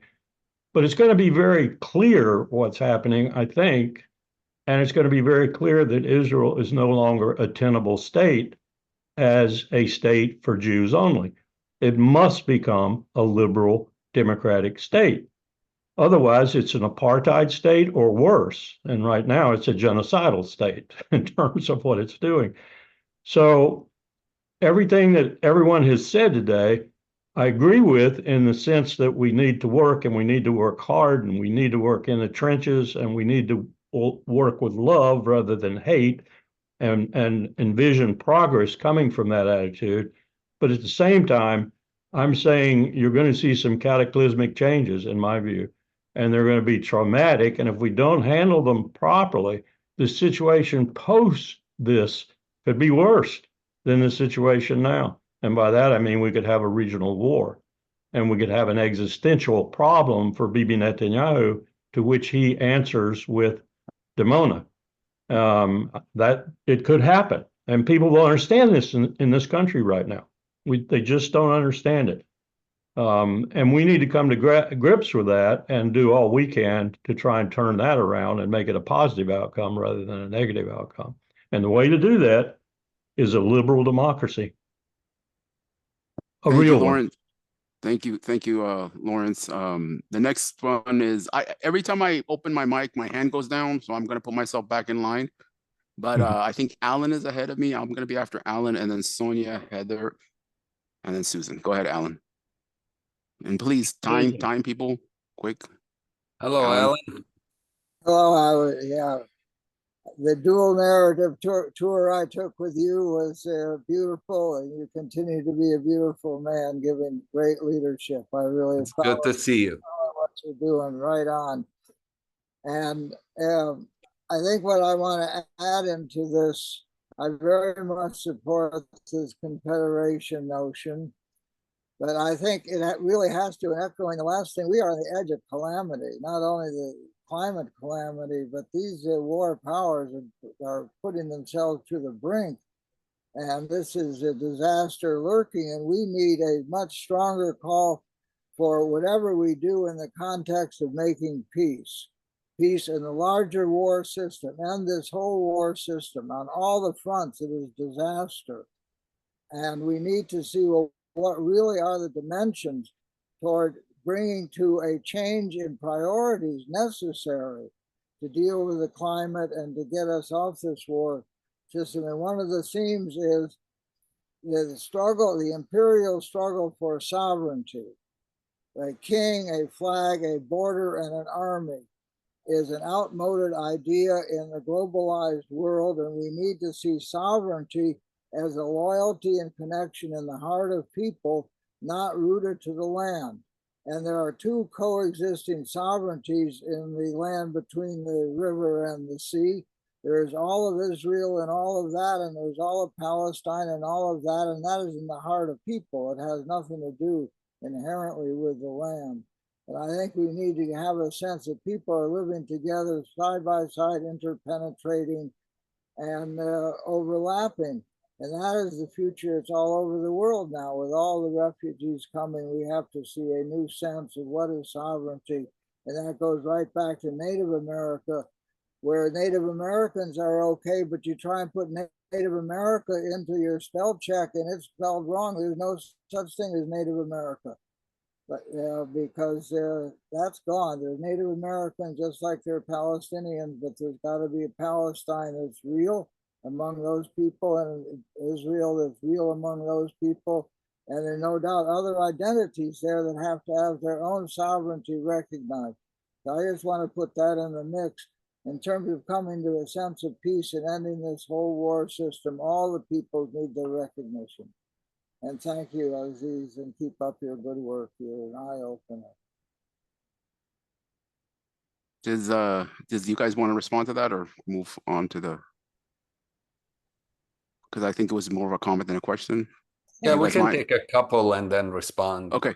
So Yeah. I'm sorry, Sonia. My hand fell before yours, so I'm gonna go ahead and my question. First of all, thanks to Maoz and Aziz for your participation today. So I have a three-part question. In regards to efforts, for example, I work with a lot of a few organizations between cooperations, whether it's language learning, peace building, communication, etc. And I found that October 7th actually kind of hurt a lot of organizations because it kind of like flared out a lot of emotional issues. Like many Israelis decided like, hey, there's no longer, and Palestinians as well, because of what's going on in Gaza. So I'm just curious, what in particular made your relationship strengthen? Because like Aziz said earlier that, he found that it usually makes people extreme. The other thing is that I'm the only thing that concerns me about joint cooperations from the Israeli side is that it takes a tragedy like a death of an Israeli person. We had a killing of an American citizen who was also a Turkish citizen that, made some international press, they got some attention, but had it been, it seems to me that when an Israeli dies, this is when we come to say, hey, let's talk. We need to do something because Israelis are dying. Meanwhile, hundreds of Palestinians are being killed. And it's like, it's not an urgent situation right now. And even like the reform movements, the big protests that you're seeing in Tel Aviv right now, it was because they were under the threat of judicial reform that was going to affect Jewish secular life, not Palestinian lives. And third, the big problem that I feel we have, and if you look at the interview by Ehud Olmert and CNN, he and Nasser Kidwa, the nephew of former president, the Palestinian president Yasser Arafat, proposed another two-state solution. One thing Ehud Olmert said, which I totally agree with, is that there is absolutely no leadership. And what Aziz said earlier was perfect. Like if we even got 3% of people became activists, the settler movement is a minority. They are a minority people, but they have clout because they are organized and they are organized, they are funded, and they're moving. So the 3% principle that Aziz mentioned is true. But the problem is we do not have a leadership because the poor leadership and ability to take control over these institutions is a serious problem we have. I will start. First, I agree with everything you said and stated. Everything. So I'm not gonna go into one or the other. I agreed with everything you said.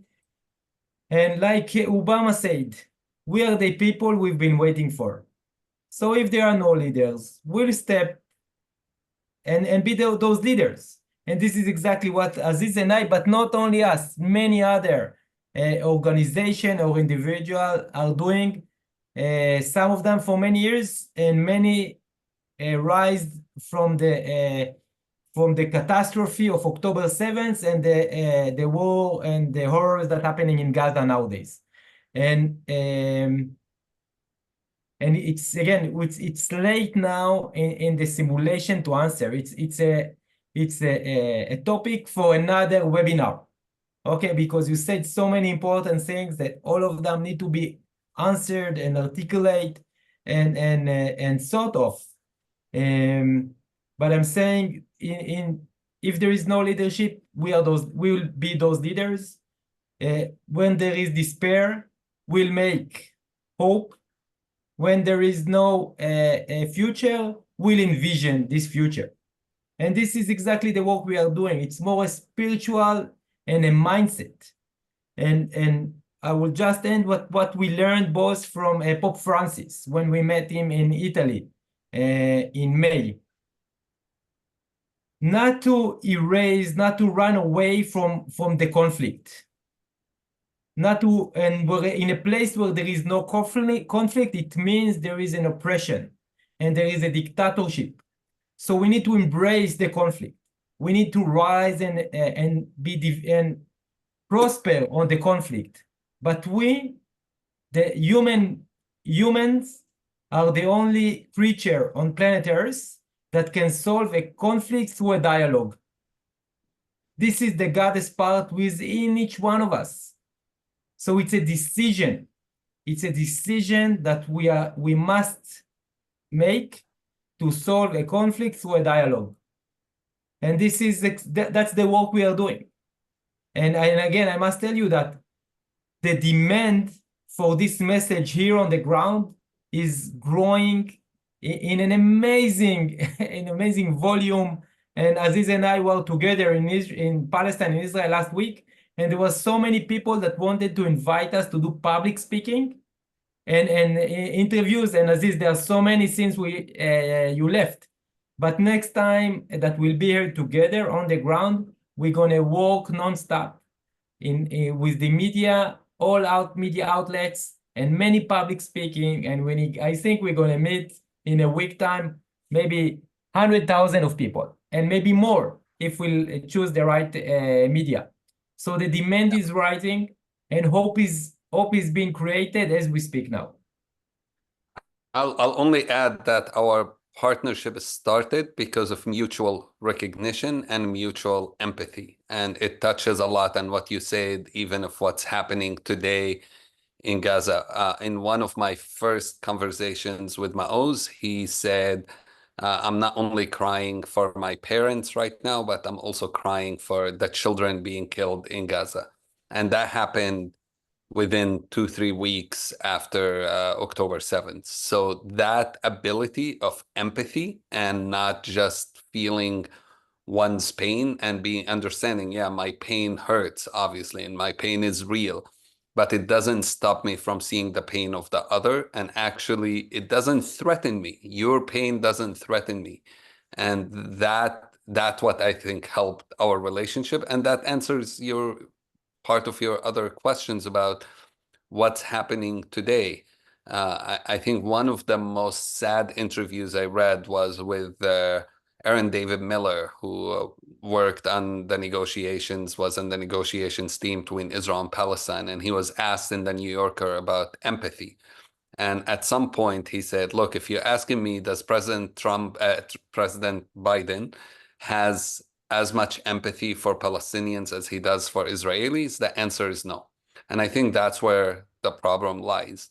We got to have empathy for every life. We got to have empathy for every human between the river and the sea. And that's what we tried to do when we came to Congress together. This was our message: is we are equal, and you have to treat us as equal. We function as equal. And perhaps some of the organizations you mentioned, I don't know who it is, that part of equality is not always there in peace work, and it needs to be much more talked about. I love working with Maoz because I can tell him when I disagree. We can have open discussions, and that relationship is an eye to eye and an equal relationship.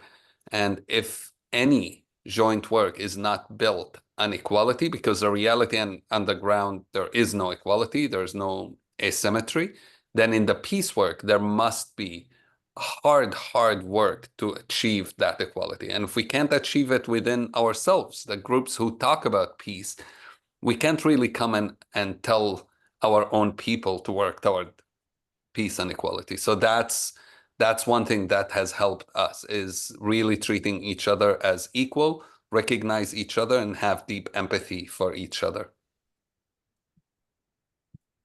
Thank you.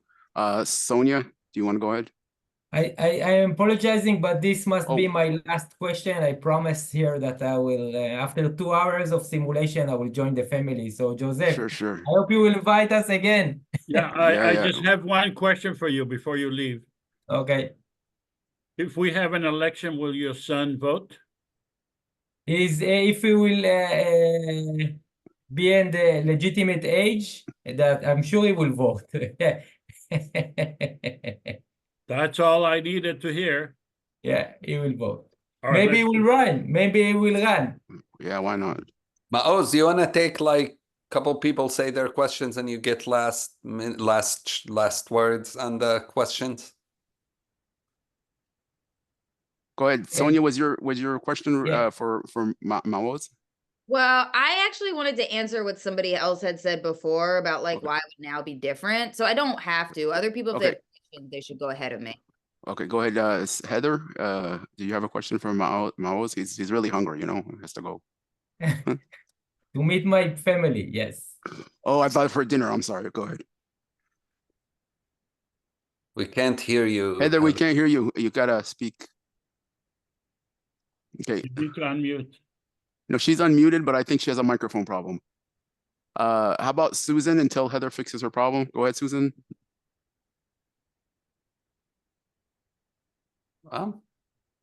And also video. Hello, everyone. I live in New York State in a small town where I'm the columnist for the newspaper for many decades. I'm also an oil painter. And I did a painting where I wrote this quote on it: "Neither nation is going anywhere, so both must learn to share the land above or doom themselves to share the land below." That got objections from both sides.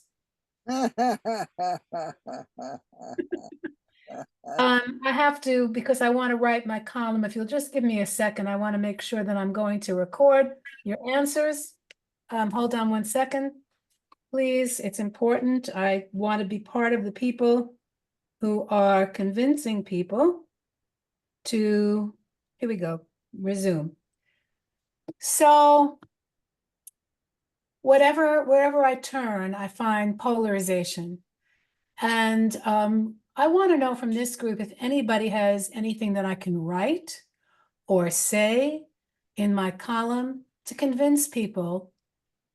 What can you say to these people on both sides that will object to a painting like this that has the Palestinian flag, the Wailing Wall, family of refugees? And what would I say? How do you get through to people to get them to move from, everybody says they want peace on their own terms, on the terms that their side wins? What do you say? Anybody have anything? Yeah, I have a very an answer, and then I will leave the floor for Aziz. Susan would love, and with you and with everyone else here, to be in contact, okay? To support each other, to share knowledge and experience and answers. Everyone who chooses the side. I could share my. To everyone who chooses the side, I will always tell him, you choose the right side because it's you. So of course you choose the right side.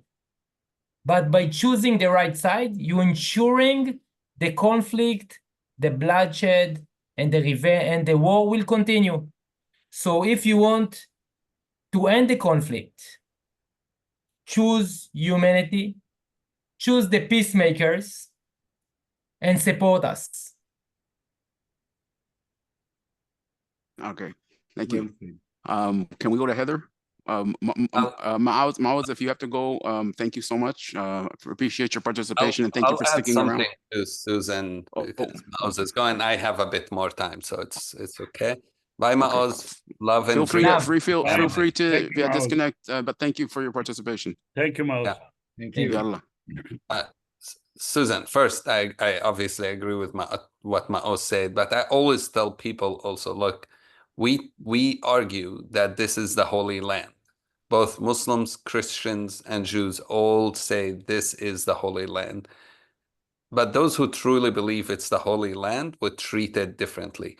Nobody uprooting a tree truly believes this is a holy land. Nobody watering this land with blood truly believes it's a holy land. If we really believe it's a holy land, we should start acting like it. So that's just regarding your painting.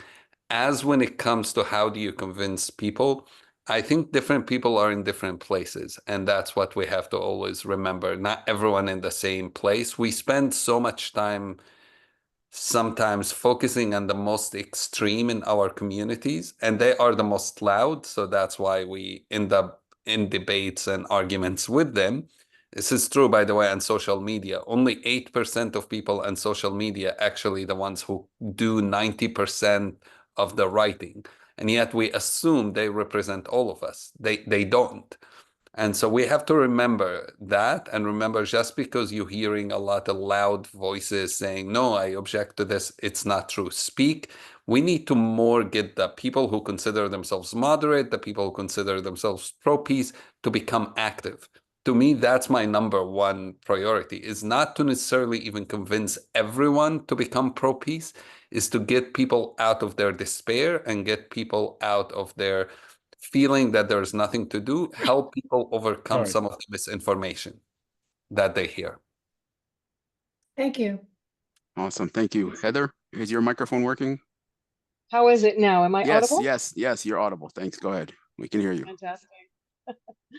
Well, this segues perfectly with where Aziz was just going. And what I'm really interested in thinking about and seeing more discussion of, and your thoughts, Aziz, is the fact that currently it feels very intractable. There doesn't feel like there are pathways and avenues open before us, but here we have the simulation, the IPC, and that we should also keep in mind and consider what would the effect of that be were it to be implemented. That would change the balance, change the equation. There would be a new element. And so we tend to think about how things are today and what the reaction to it would be. But would the reaction be different? And I kind of think of something like the empowerment factor.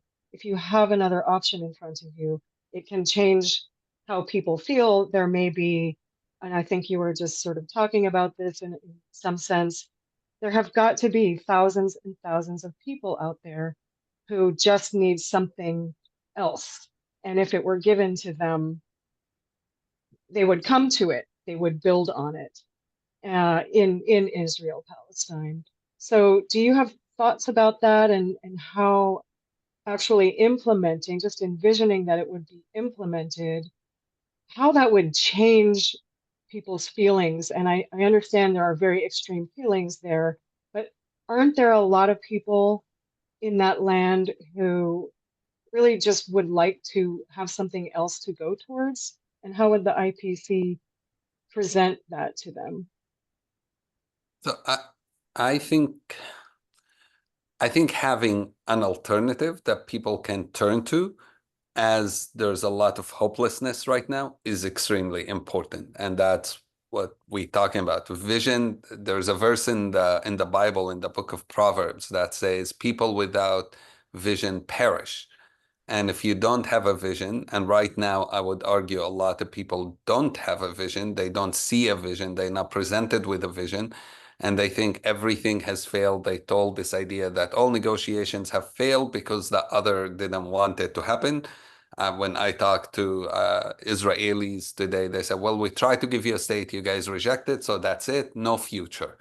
And they almost have reconciled to this mindset that we are gonna live in this reality of so much death and killing forever. And so we have to present a new vision. And what is presented here is a new vision. Whether people agree with it or not, it doesn't matter almost, but the fact that there's a new vision will shake things up. And I think we need so much more of that. I saw it. Look, I did something controversial 6 years ago to many people. I tried to run for mayor of Jerusalem. ended up not being successful. Both the Israeli and the Palestinian government opposed it significantly. But I remember when I did it, so many Palestinians and so many Israelis I talked to, even people who told me they don't agree with me and said, if you able to run, which I wasn't in the end able to run for legal reasons, one, and for threats and violence and so on. But they were saying, if you're able to run, we might vote for you because you're changing the status quo, even if we don't agree with you. And I thought that was an example of how much people are thirsty to make that change. The other thing that will show a new reality, you talk to people today. Maoz and I were doing a research trip in Palestine, Israel, for a book we're writing. We invited a lot of people to join us. And one thing I kept hearing from Israelis who joined, Jewish people who were in Israel, Americans who joined, they kept saying, but where is the Palestinian peace movement? We don't know any Palestinian peace movement.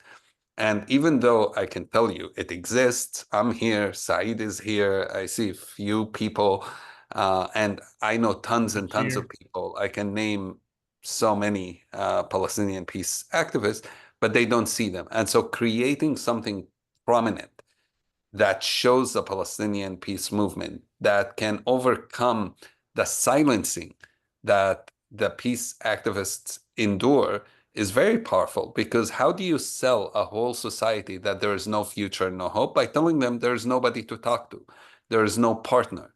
And that's not true. There is a partner. We are here. Even Netanyahu, I think a few months ago, he said, when he was in Congress, he said, we have to wait for the next Palestinian generation that will support peace.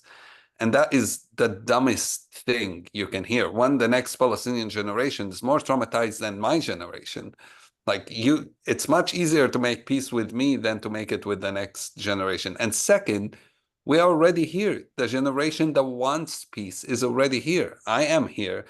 Other people, other Palestinians who want peace are here in this meeting and in many other meetings in Israel and Palestine. So how do we change the reality? By proving and overcoming this stereotype. And that's why Maoz kept saying, amplifying the voices of peacemakers. It is so important, especially if you're a Palestinian, amplifying the voices of Israeli peacemakers to Palestinians because they don't see them. And if you're an Israeli or an American Jew, amplifying the voices of Palestinians to your community because they never hear them. And a simulation or a reality where we create the joint government that we're talking about, Israel-Palestine coalition, government, federation, I think would give people that knowledge. Thank you, Aziz. Thank you. I love this. So I think Sonia and Susan both spoke. So can you lower your hands if you have no further questions? And then the next person is Lynn, and then Shlomo, and then Saeed. No, I didn't. Oh, you have another? No, I didn't. I said I didn't have a question. I had a statement. So someone else. Oh, I'm sorry. Okay. Yeah, go ahead. And then Lynn, go ahead, Lynn. First of all, thanks so much, everybody. This is like so inspiring and nourishing. But my comment, so before, kind of Aziz sort of already said some of the things, but that, there was somebody before who was like, why now? Why would things be different now? And I really want to reemphasize that like generations are different, that the people that founded the state of Israel that were adults, 30, 40, 50 years old in the prime of their lives, like they are all completely gone now, right? It's been 75 years. Like these things really matter. And so now we're in basically the third generation after the founding. And so there's so many more options because we have all these new people that, didn't have these same experiences. They're not like Biden, who like are so wedded to concepts that have proved not to be beneficial. I'm 40. And so people my age, like all we've seen in Israel is like the right wing and the government. And that's why things are different now, because the people who are in charge of things, people who are 30, 40, 50 years old, they've had now several decades of experience of like Israel not being a functioning state, not being like a beacon, like not being what previous generations had hoped it was going to be. So that is why things are going to be different. And I think it's important to remember that it's possible. Okay, thank you. Aziz, did you want to respond to that, or should I move on to the next? I agree. Okay. I think Lynn, Yes. go ahead. I'm Yes. sorry you got interrupted, but go ahead. Yes. I can you- mismanaged it. I can hear you. Great, thank you. I would like to respond to the general question, but also to Susan Slotnick in particular. When you get these kinds of responses to your artwork, and I just want to say by way of history, personal history, I made a movie about peace builders, Palestinians and Israelis, back in 1994.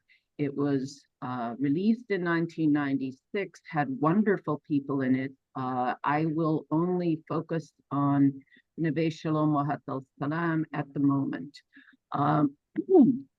People need to know about groups like Neve Shalom Wahat al-Salam that have been doing peace in Israel-Palestine for over 50 years and have been very, very successful.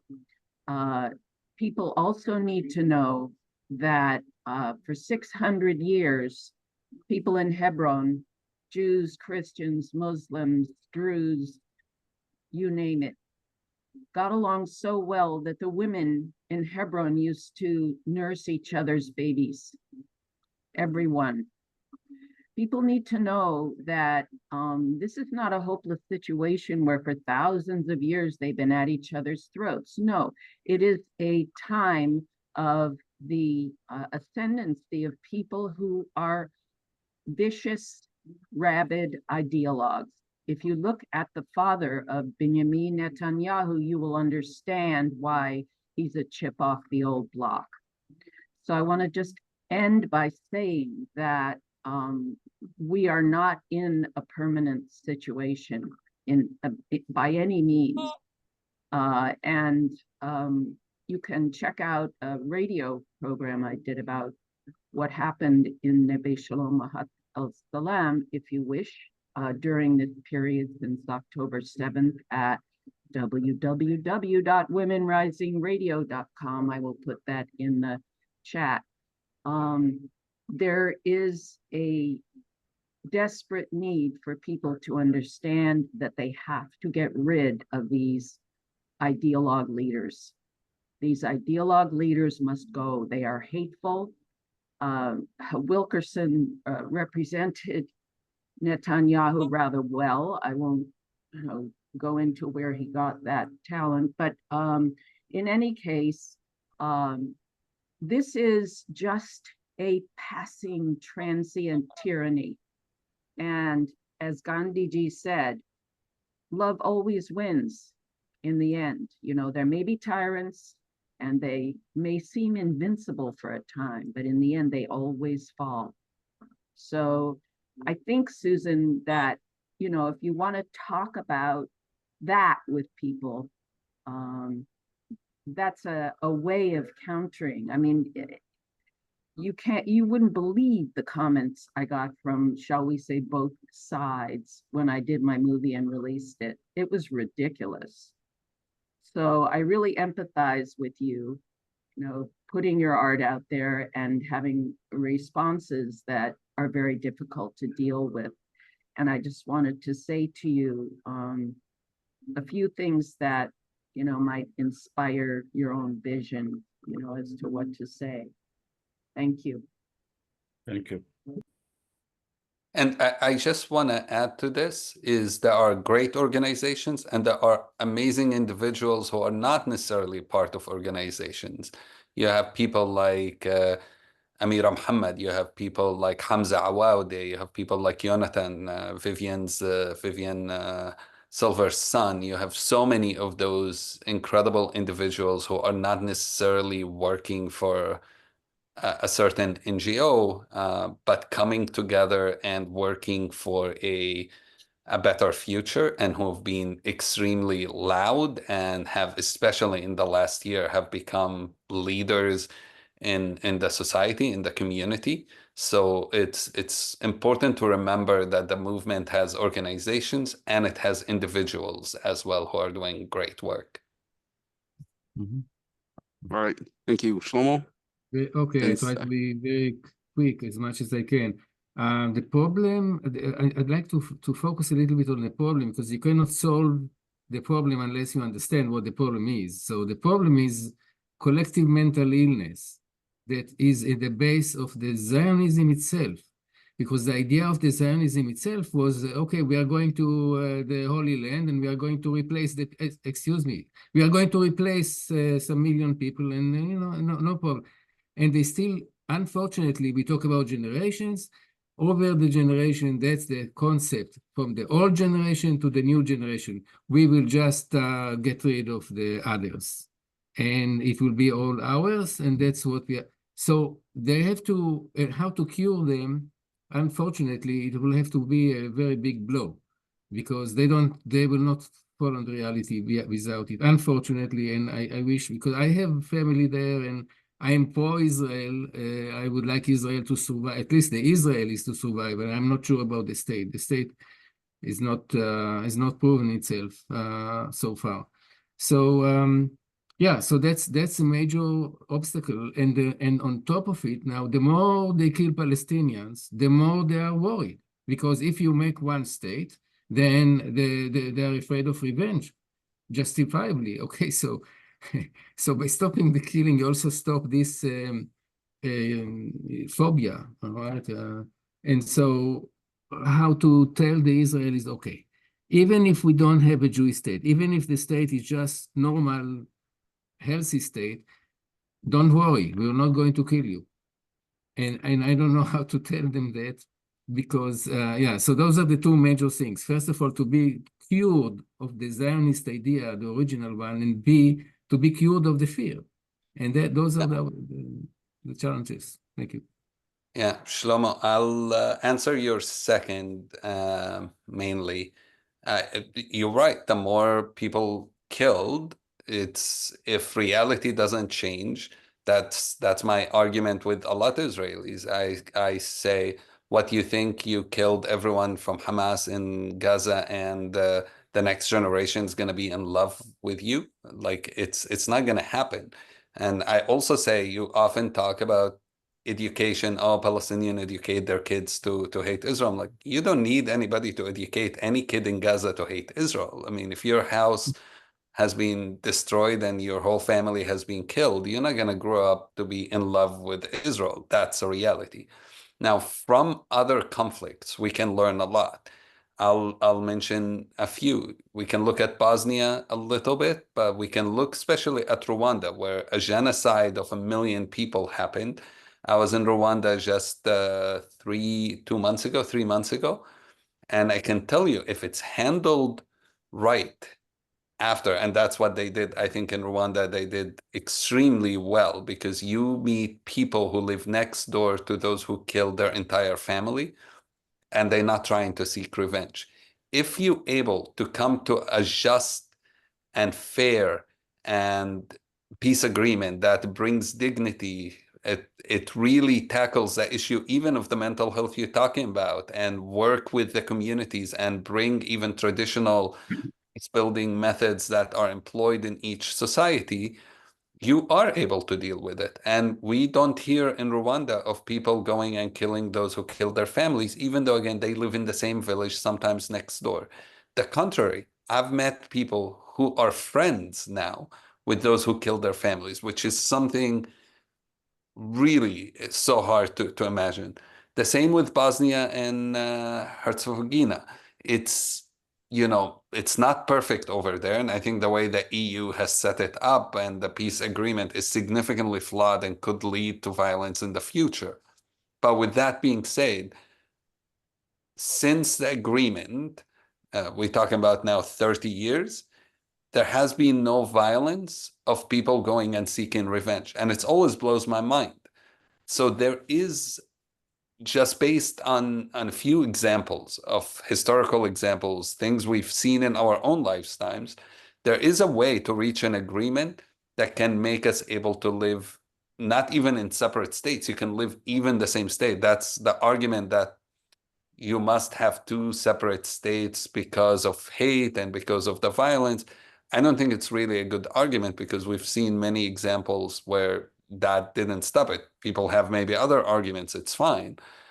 So I'm more hopeful if we able to create something positive, then we can overcome that fear and we can guarantee that there'll be safety. Now, it won't happen immediately. The biggest terror attack in Northern Ireland history was done after the peace agreement in Northern Ireland was signed. And the goal was, if we do something big, it will blow up the peace agreement. Fortunately, people in Northern Ireland were smarter than that and didn't let it happen.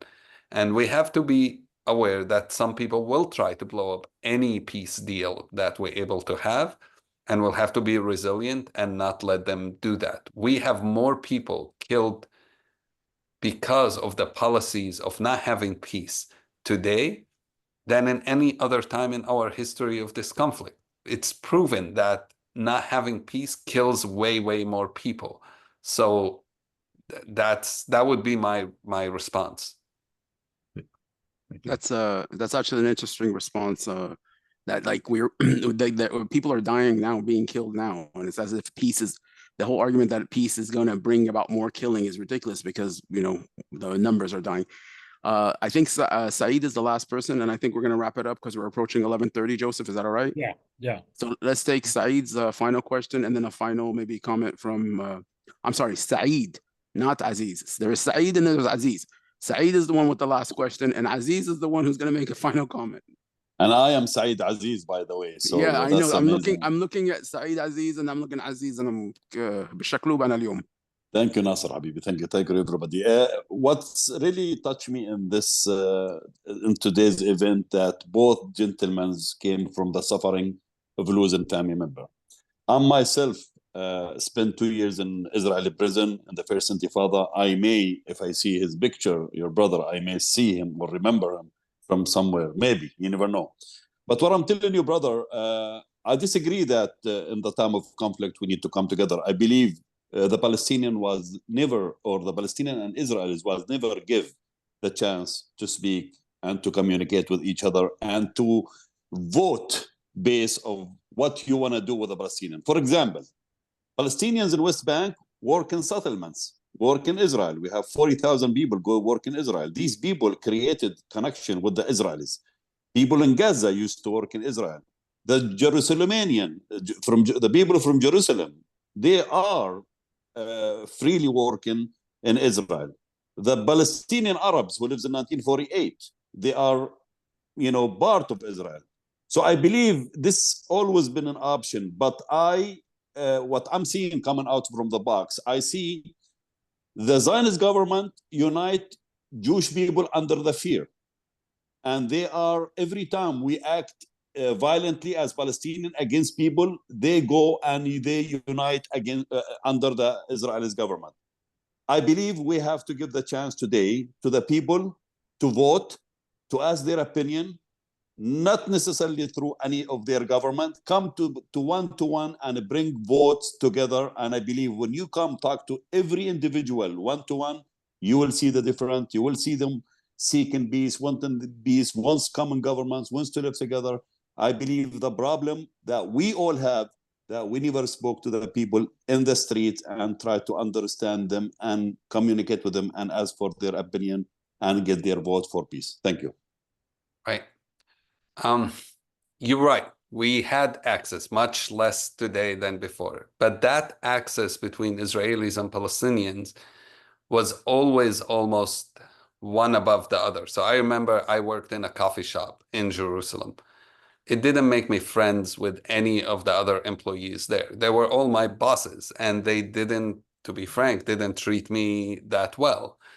And that's often the relationship. It's one above and one lower. And they don't, in some ways, it reinforces this mindset. If you're an Israeli, Palestinians always do the lower end job. In most cases, that's not true to be always, because the healthcare in Israel has a lot of Palestinians. But in most circumstances, they're the people who clean, they're the people who wash dishes, they're the people, that was my job when I was a college student. And so they don't see you as an equal. And in most situations, Palestinians work for Israelis. And I think we need to switch that. We need to have also Israelis work for Palestinians to have those relationships switched. I can tell you, I own a travel company, Majdi Tours, and I have Israelis who work for me. And when we go out together and they meet somebody they know and they say, oh, this is Aziz, he's my boss, people are shocked. They make comments that they don't even realize they're making it in front of me, like, how is it you have a Palestinian as your boss? I traveled with one of my staff in the airport. They took her aside to lecture her and say, we can help you find a job where your boss isn't a Palestinian. So those are the elements we need to change. And equality to me comes if you, the person who have more privilege, you have to be willing to give up some of that privilege, which is very hard.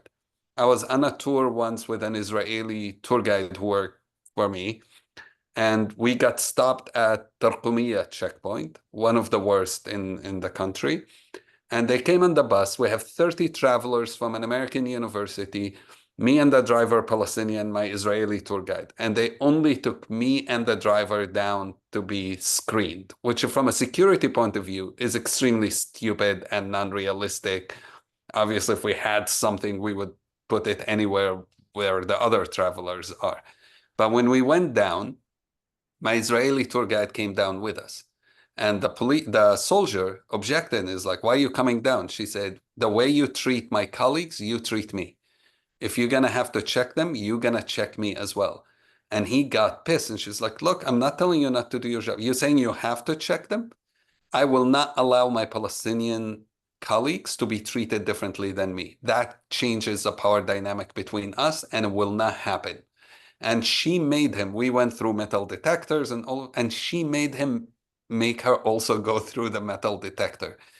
And that's a change of perception. When Maoz was earlier saying it's a state of mind, is realizing without starting to make those small changes in our day-to-day life, where Israelis and Palestinians saying, how do we shift this lack of equality, this lack of dignity, these things that separate us and creates them and us, we have to break those down. So that would be my last thoughts, and maybe I'll end with a poem by Samih Al-Qasim. He says, the day I'm killed, my killer will rifle through my papers, and he will find 3 tickets, 1 to peace, 1 to the fields and rain, and 1 to the conscience of a humankind. So I beg you, my killer, I beg you, do not ignore them. Do not waste such a thing. I beg my killer, go and travel. And I love that poem because in times where we are suffering so much, to tell, where Samih Al-Qasim says, to speak to the person who's killed him metaphorically in this story and say, there are tickets to humanity, to the conscience of a humankind, to peace. Let us push everyone to travel toward there. And that's what we all here united to do. So thank you for inviting us, and thank you for being part of this. Wonderful. Thank you. Wonderful. Yes. Thank you, Aziz. Thank you, Aziz. Thank you, Aziz. Yeah, I would like to speak about what Aziz said about seeing things in different perspective. If we have parliament members, Palestinians and Israelis together, we would be able to see Palestinians and Israelis able to discuss legislation as equals. And it would be an amazing experience for the entire area of Israel and Palestine, because the people of the parliament members will become responsible to deal with all the issues together as equal. And that would create a tremendous change in the perspective of the Palestinians and the Israelis about themselves and each other. Isn't that happening in Israel right now? No, it's not. the There are Palestinians in Israel are not taking part in the actual decision making. They are being used as tokens. As tokens, but they don't have the real power to make decisions. If we have parliament members representing a district and they would say, you're not going to get my vote unless you agree to my issue, then it changes the reality completely. So you can have votes about Palestinians' right of return. You know, Aziz asked me about Palestinians' right of return, or Palestinians in the diaspora. The only government that would be able to deal with the right of return would be a federal government, because it would be Palestinian parliament members who are given the political and legal power to demand that their issues will be dealt with. And but they will also have to give something in return. So would the Israelis. They will have to give something in return, but they will both benefit together. So thank you, Aziz. You did a wonderful, you really moved me. You said a lot of things that I didn't really think about. And it was a moving experience for me. I enjoyed actually listening rather than managing the questions. It's and so you opened new visions for me, and I'm sure for all of us. And I thank you so much. Yeah. You did a wonderful job. I'm sorry. Good job. Yeah. You know, I've been motivated by my partner here. She's he sat through the whole thing, so Good partner. She agrees with you. Yeah. he fully agrees. Yes. Yeah. You're a Terrific. cool cat. All right. All right. Thank you Thank so you, much. Aziz. You, Joseph. Thank you so much, Aziz. Joseph. Thank you, Nasir. everyone.